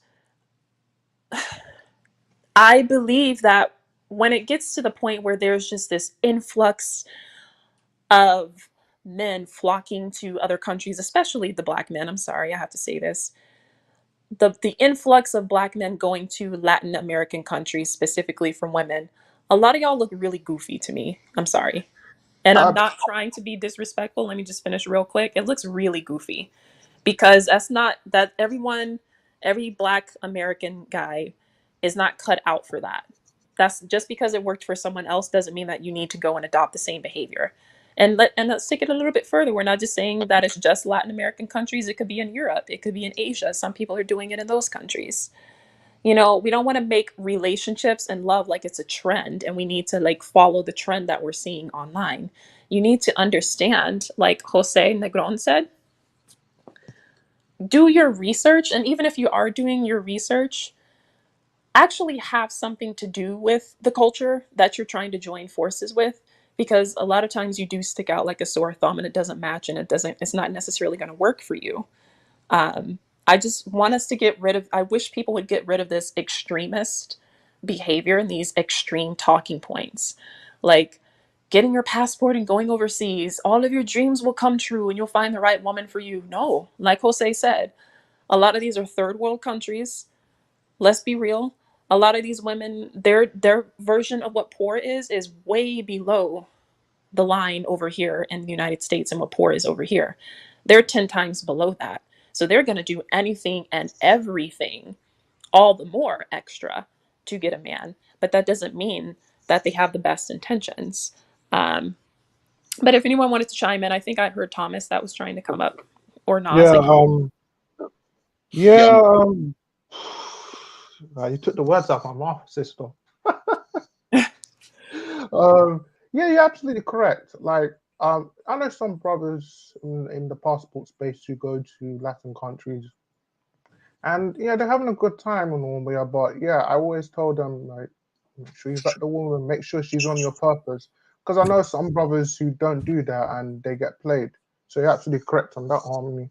But for me, like, I'm always selective on the countries I go to before I travel, and I always make sure that I understand the culture because, for one, I'm a Renaissance man and I love arts and culture. So before I travel, I want to understand the culture and the politics of that country, and also I'm a software developer, so I love doing remote working. So it's good. Mhm. So I'm going to these countries in the sole intent of a purpose with a good intentions. But some brothers don't do that, and Right. I always tell brothers go to these countries with good intentions. If you now don't go for the women. Like, go just enjoy the country, learn about it, interact with the people. If you find a good woman, that's cool, but Yeah. make sure you vet them. Right. And yeah, you're absolutely right. And not everyone is doing that. Then the fact that, you have a level, it sounds like you have a level head, definitely have the right mindset, but not everyone is that discerning. And so that's kind Mm, of where I'm going with my message because I'm speaking to the masses. Not everyone is where you are, as far as the intellectual side of it and using the common sense. Not everyone is there. I see it a lot. There's this mm, influx of men just obsessed with different countries and they heard something on YouTube. So now they're flocking to these other countries thinking that all of their dreams will come true and that's going to be the end all be all. And that's not the case. And again, going back to what I said earlier, not everyone is cut out for that. I believe that everything is in divine order. What someone else is doing over here doesn't necessarily mean that's what your life is going to play out to be. That doesn't mean that it's for you. If you see a black dude over here that found his wife in Colombia, or República Dominicana and it worked for him and they're still married, that doesn't mean that you need to do the same thing just because you saw someone else doing it. You know, I think there's a huge difference in exploring options and just being jaded. And that's kind of what I've been trying to get at, guys. You know, Oh, there's like for me, I I agree. like to travel as well, you know, sometimes very randomly, sometimes spontaneously.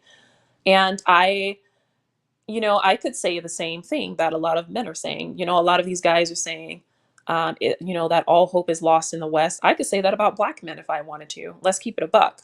You know, a lot of women here are saying that black men are the issue and they would never have anything else to do with black men. I could say that, but I don't. I don't agree with that. They're saying African American men are so problematic to the community. Nah, I love an African American man. Absolutely. Absolutely love the brothers. And I speak on it publicly. So we've got to get out of the jaded mindset. And to answer the other person's point that was in the chat making a comment, no, there's nothing wrong with the international dating or seeking relationships internationally. But that doesn't mean that you need to be jaded with your own people because that's not a healthy mindset either. That is delusion. I don't believe that every single person over here on the Western Hemisphere needs to be with a foreign woman. I just don't. Um, oh yeah, Go ahead. that brilliantly put. I just want to end on this note. And I'll drop off. Because I want to touch on. I don't believe I touched on uh, the passport topic. I just want to just be concise and to say this, like, um, as long as you're, as a man, as long as you are living honorably, try to live honorably and within your means and things of that nature, then everything else will clean itself up. You Mm-hmm. know, and I think I don't even think I know whatever you're willing to tolerate is ultimately what you are. You know what I'm Right. saying? Whatever you're willing to tolerate is ultimately what your character is defined by. And that's all I got to say about the whole passport thing. You know what I'm saying? I just think that, people, black men or whatever type of men, just use your discernment, you know what I'm saying? And have self-respect and honor. Don't view yourself as a price tag. You know what I'm saying? Because, the way dudes are approaching, or some dudes or, handful, whatever, approaching this stuff is from a quote unquote tricking mindset. Well, a woman can play tricks back. You know what I'm saying? Woman can play games too. Yep. You know what I'm saying? Doesn't matter what type of woman. You know what I'm saying? It's just a different shade. Just because they got games in the West doesn't mean they don't got games in these foreign markets. And that's Exactly. exactly what it is. It's a market. It's a game at the end Exactly. of the day. You know what I'm saying? So I just say use your discernment and understand what you're tolerating because, like I said, that's ultimately what you are. But having said that, I appreciate you again. You already know for inviting me. Um, Thank you. salute to the chat. Salute to the panel. I'm out. Peace. Oh, it's Thank you, fine. sweetheart. Appreciate you coming up here, Nas. Always a pleasure to have you on. I'm going to go ahead and wrap up the show, and I'm just going to do a lightning round and have everyone to share their final thoughts. We're going on in order, starting with Zone A64 TV. Hey, Man, what it a got real. what a show. So just a few things really quick. I'm gonna try not to be on too long. So like when we talk about this whole toxic masculinity thing, right? So I don't know if y'all can see that, but this is on my Twitter page. Now, I don't have a lot of followers on my Twitter page. This person just randomly popped up in my algorithm. And basically, in this picture, it's two lesbian chicks. And basically, the caption is saying, "How you mad she choosing me?" And, you know, but yet when it comes to men, we're toxic if we disagree and we say we like nuclear families, we like men in households, we like men to be the head of the households. We like men to be solid men because when men are solid, communities are solid. So I just ended up responding. You know what I'm saying? I'm glad that she chose you so that we don't have to deal with you. Because I'm not one of these guys out here that just because you got a decent caboose or a nice chest, take that over there. If that's where you want to go, take that over there. See, when women, any this is for any man. When a woman shows you who she is, that's who she is. And you have to make the decision. You're making the choice when you find out and you see how she is, you're making that choice to stay in that. You're making that choice. You see, so you got to be careful because there's a lot of dudes in here simping, talking about that. And then also, speaking of masculinity, toxic masculinity again, somebody else in the comments, masculinity does not equate to you being a man. Just because lesbians do it better and make our partners wetter doesn't mean we actually want to be a man. So hold on. So I replied back to that. I'm like, some men do lack masculinity. That's absolutely true. However, making your lesbian partner wetter does absolutely nothing for society. You go back to licking that cat while men continue to make this world a better place for you and your lesbian friends. So when they talk about toxic masculinity, this is the kind of stuff that's being put out here by, women who don't want to be a man, who can't get a man, who think men are trash, especially women who think black men are trash. This is what we're up against on a daily basis, and that's why I don't take a lot of this stuff seriously because they ain't they ain't doing nothing. And I don't personally, I don't have time to be worried about the trash and the nonsense that a lot of that goes on um in these streets, whether it's on Twitter, YouTube, Instagram. Also another thing that I wanted to mention as well, um again with this whole toxic masculinity stuff, you see, this is why some of my favorite films are films like Clash of the Titans, Wrath of the Titans, Immortals, 300, because in all of those films, it basically, in a nutshell, it's always a group of men that's saving society. It's always a men that's doing the work that needs to be done for society to continue to function the way that it is. When you look at those women in all of those films, what are they doing? They're doing the housework. They're raising the kids.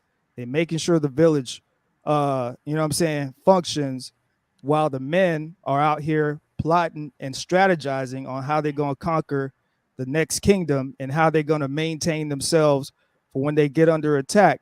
Now, the opposite of that is even Thor. Even Thor is like that. Now, the opposite of that, one movie that I really liked, but I kind of have problems with, is Black Panther, because it kind of relates to the whole problem that we having right now, specifically for black men.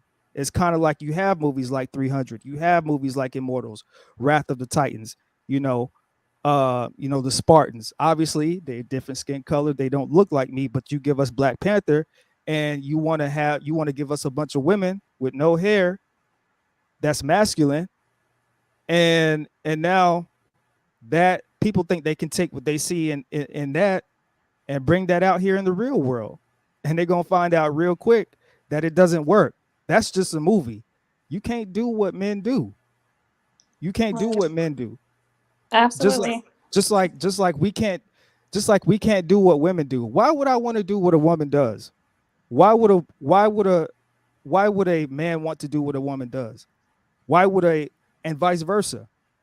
You get what I'm saying? If I was a woman, I would just want to be out here being as fine as I could be, trying to get the most attractive man that's going to take care of me and live my life. See that? See, and another thing with the whole passport bros and stuff like that. See, I'm kind of new to that concept because I was in a relationship for 10 years. My relationship just ended like in the end of 2019.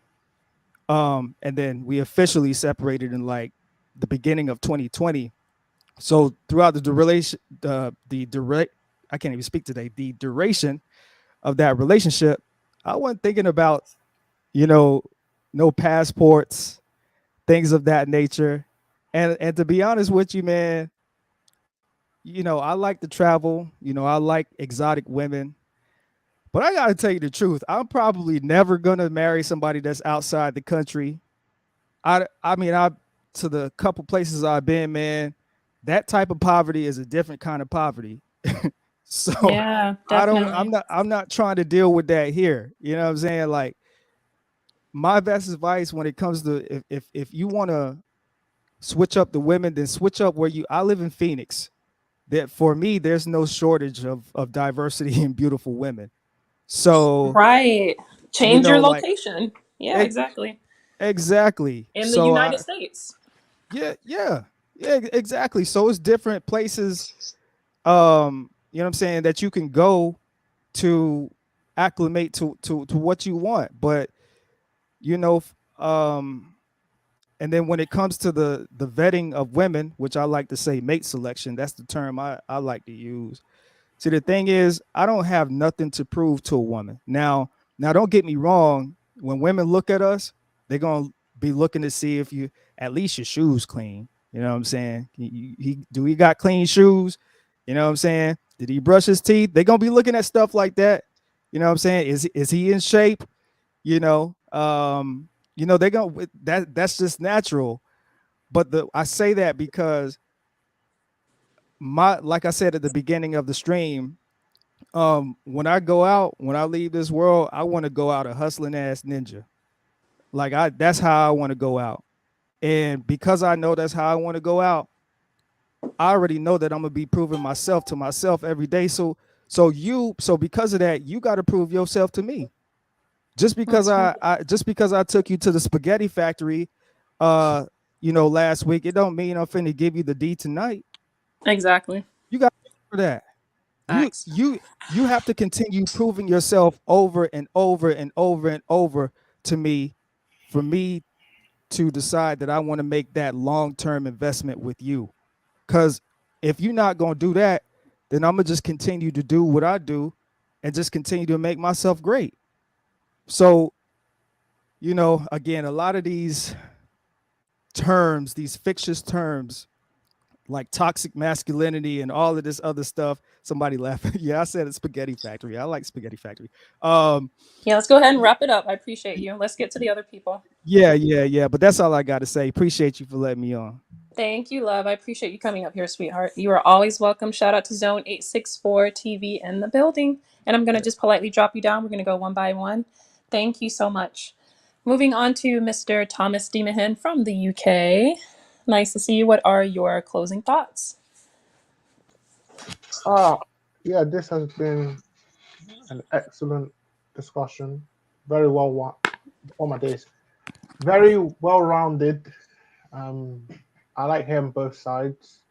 Yeah, it's been a great live stream. Glad to contribute, and yeah, I'm looking forward to our next discussion. And thank you very much, Harmony. Thank you, love. Always a pleasure having you here. Cheers. We'll see you next Thank you. time. Cheers. All right, moving right along to the Barracuda. What are your You final thoughts? always, you always say it right, and no, I'm not simple. I'm playing with I'm you. a Spanish speaker. Hey, what can I say? Go ahead. I was trying. I try to keep my place. My bad to the zone. I was gonna say it's funny. When he said that the lesbians, well, a lot of them, some of them doing that.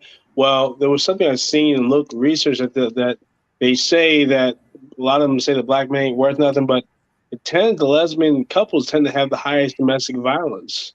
Um, so I don't know if it's a bunch of emotions going on there, and that's from four sources I've seen. I have yet to look more into that. So for them to do that and look at black men as if you're going to get beat or something, it's kind of ironic.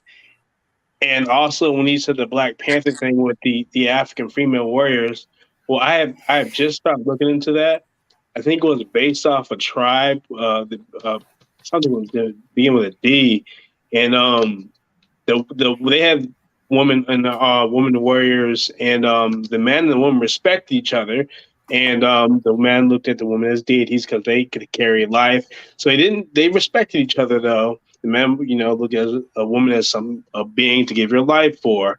And I believe they held up some Europeans. I think it was like 4,000. Either way it goes. So I believe that's where Black Panther got that notion from. But it kind of was probably bad to put in the West to empower certain things because we're not built like that back then.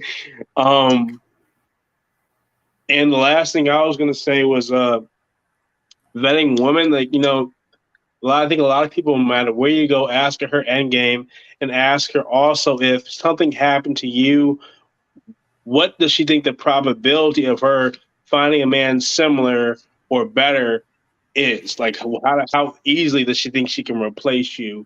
And I guess that can give you a good angle of how possibly entitled she is, or just because if she like it may be hard. Like there's no like you might get something good there, but if she thinking that it's easy to replace you, you might have to show how dating is hard in this blood sport, and you go back out there if you want to, like if something doesn't work out in a relationship, she just wants to leave because I'm quitting. I'll ask those questions, but that's it for me. Yes, you killed it. Barracuda. Thank you so much for coming through. It's always a pleasure and honor having you up here joining the show. I'm going to go ahead Oh, and kindly drop you down, and you are always welcome anytime. I'll see you next time. I was going to say good job with your composure, by the way. I think certain extreme things can be triggering.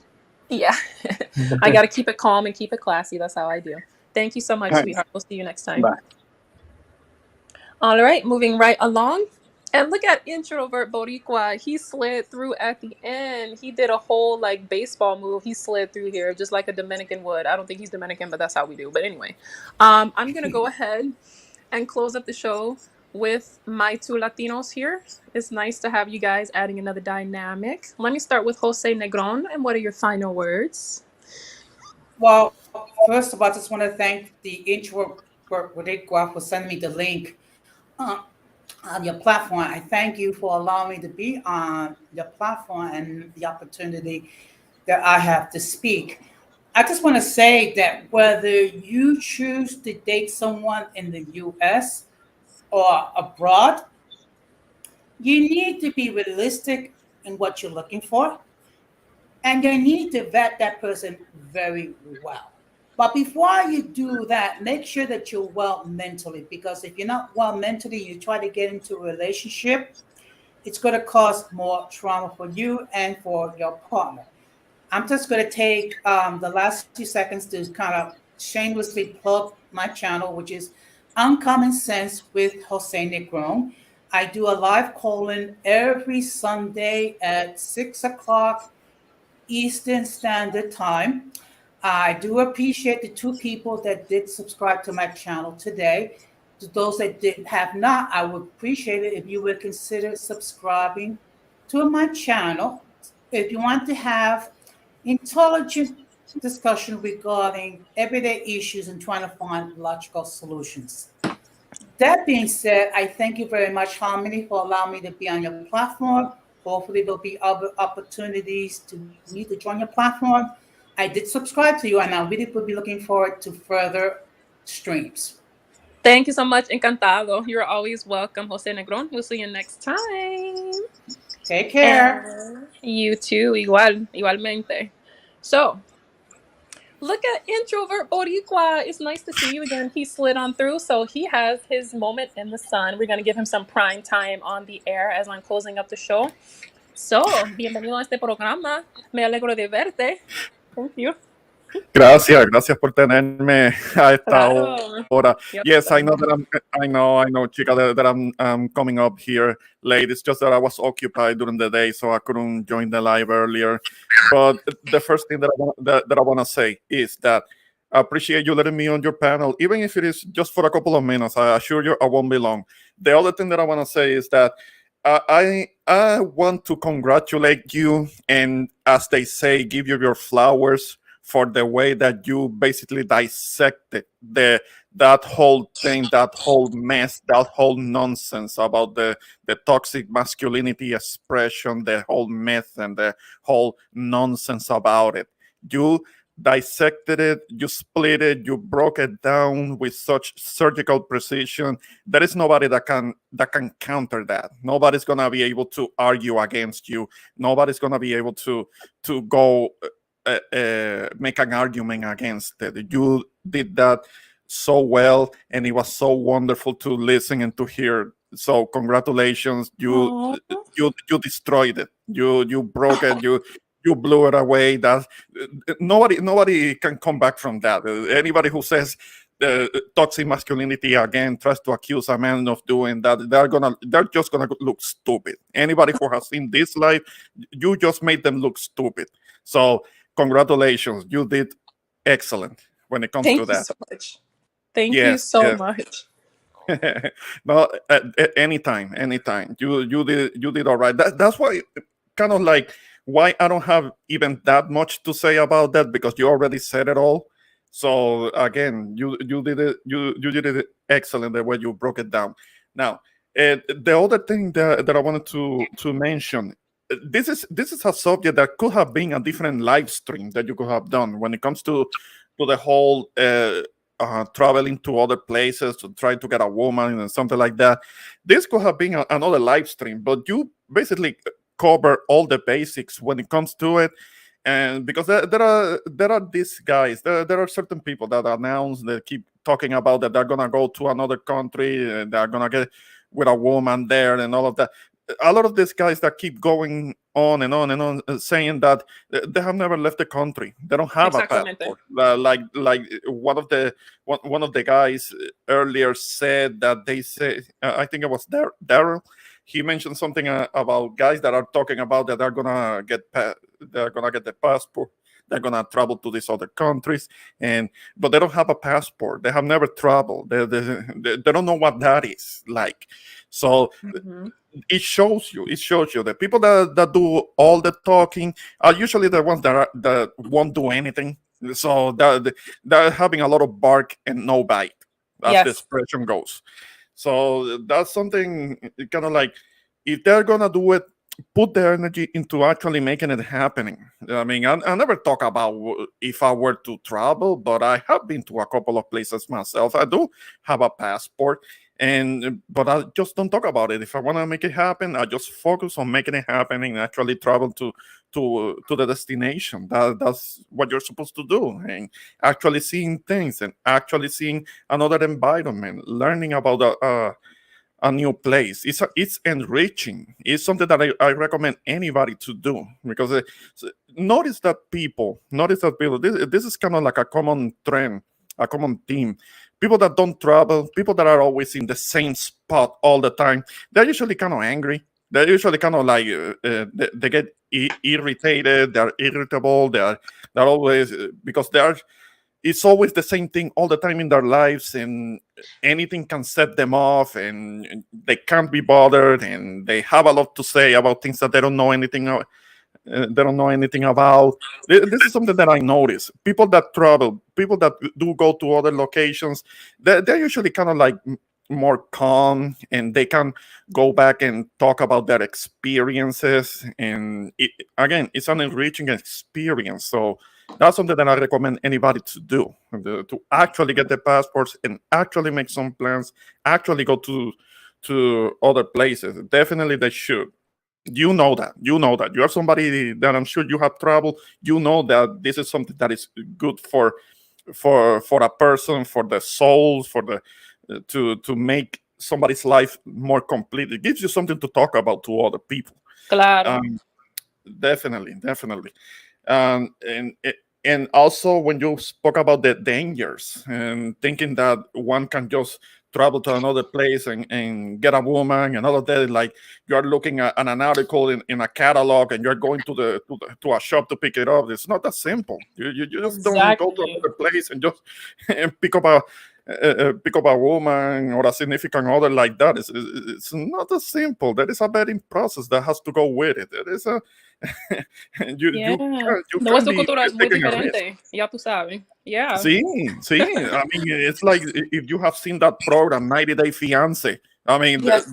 a lot of those encounters and a lot of these situations are just a wreck. Just they don't work again.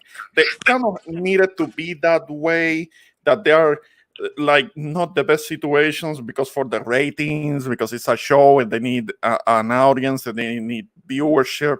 So the encounters when it comes to those 90-day fiance things, that they don't necessarily are the best because they just don't, they make good television, but those people might be going through hell with each other because they're so Exactly. different, and they are like, especially in those encounters where when it's the American woman getting together with, say, the Middle Eastern man or the African man, and and they start having problems because the American woman is a modern woman, liberated woman, and she's trying to tell the man what to do, and she is, and he is from from a culture where things don't work like that. You see what I'm saying? I mean, it Yes. makes for good TV, but people are suffering in these situations. And again, what was the other thing that you were talking about? La otra. It was basically that because we were talking about how toxic masculinity is not a thing, and then the last part, like you said, basically saying it's good to travel. I encourage people to travel, but you Yes. need to be exposed to it and see if it's even right for you. Because just because you go to another country, that doesn't mean you're gonna find your wife there. It might not even be for you. But yeah, you're on it. No, no, but there are and it's true. There are situations in which there are these guys. I'm not talking about specific demographic because there are white men that do go to other parts of the world for very messed up, with mixed up motivations. But I'm Yeah. talking about these guys that are from Europe, that they go to different parts, to the poorer parts of Asia, to have sex with kids and all of that, and they can get away with it in those places. I mean, those guys are garbage. Those guys, they really need to be put to sleep because they're taking advantage of kind of like very bad conditions in these other places in the world, and they are like pedophiles. They are pedophiles, predators. That's also a thing. I mean, Yeah. so that's another thing. That's on another level of depravity and just being. I don't want to cuss. I don't want to cuss on your stream, but you know what I'm getting to. No te preocupes, dale. There are these guys that are just don't have any real character, and they're actually willing to be pedophiles in other places where they cannot do, but they cannot do in their own home countries, and that's taking it to the extreme. But there are guys that do go to other places in the world, and the typical destinations like the Dominican Republic or Colombia or Brazil, but Yes. but they're just trying to trick. They're just trying to trick to trick their money. It happens across demographics, but the other thing, that's just taking it to the extreme. So I mean, yeah, this is something that could have been continued, but I know that you have already gone on long enough, and basically, I guess I could leave it like that. And I'm definitely looking forward to your next live stream. And I thank you for letting me up right at the end. I didn't mean to do that. I was occupied during the day taking care of responsibilities. But excellent live, excellent dissection of subject. Well done. Congratulations. Your flowers, your flowers. Yeah. Muchas gracias por hablarme. Me alegro de Yes. verte. Thank you so much. I will Gracias, see you gracias, ma. next time. Bendiciones. Bye. All right. Well, guys, that actually ends the show today. So I want to give a special thanks to everyone who came in to support today's live show. I always say that I cannot show enough gratitude and appreciation for the support. It definitely means a lot. Thank you to every person that came to join the panel as well. And for those viewers, I appreciate every last one of you, sincerely. And with wrapping up in closing, I don't know if my picture is showing properly. It's been glitching just a little bit over here. So I am definitely sorry about that. But in closing, what I will say again, like I always will, is that toxic masculinity does not exist. It comes from feminism. I will say that wholeheartedly. Toxic masculinity clearly comes from hurt, bitter women who simply don't want to be put in check. They are entitled. They want to have an excuse for their bad behavior, and they don't want to be reprimanded or corrected for it. And I will also venture to say that masculinity is not toxic. A person can be toxic, but a man's nature, being masculine, being a leader, being a provider, being the head, that is his innate nature. And we need to know how to separate isolated experiences that went wrong in the past from all men as a whole. We cannot paint men with the same brushstroke. It's not fair, it's not realistic. And I'm going to continue advocating for the men. I'm going to continue advocating for the leadership of men, for the respect of men. And with that being said, like I always tell you guys, if you'd like to reach out to me, please feel free to contact me via email at theharmonypill@gmail.com. If you guys just want to say hey, come on through and say hey. If you want to reach out to me for subject matters that you would like for me to cover in the next show, if there is a topic that you would like for me to discuss and dissect, because you guys know I'm the queen of doing it, I am more than happy to oblige. So, with all of that being said, muchas gracias por hablarme. Bendiciones, te deseo lo mejor a toda mi gente en este programa. And I would like to also remind you guys to keep your notifications on, because you never know when I'm going to go live next. I don't want you to miss it. And sometimes my live streams can be very spontaneous. I don't have my live stream schedules are not always super structured. Sometimes I'll come through and I'll just surprise you and I'll just randomly go live. So keep those notifications on. Thank you so much for being here today. Until next time, this is the Harmony Pill. I'll talk to you soon. Peace.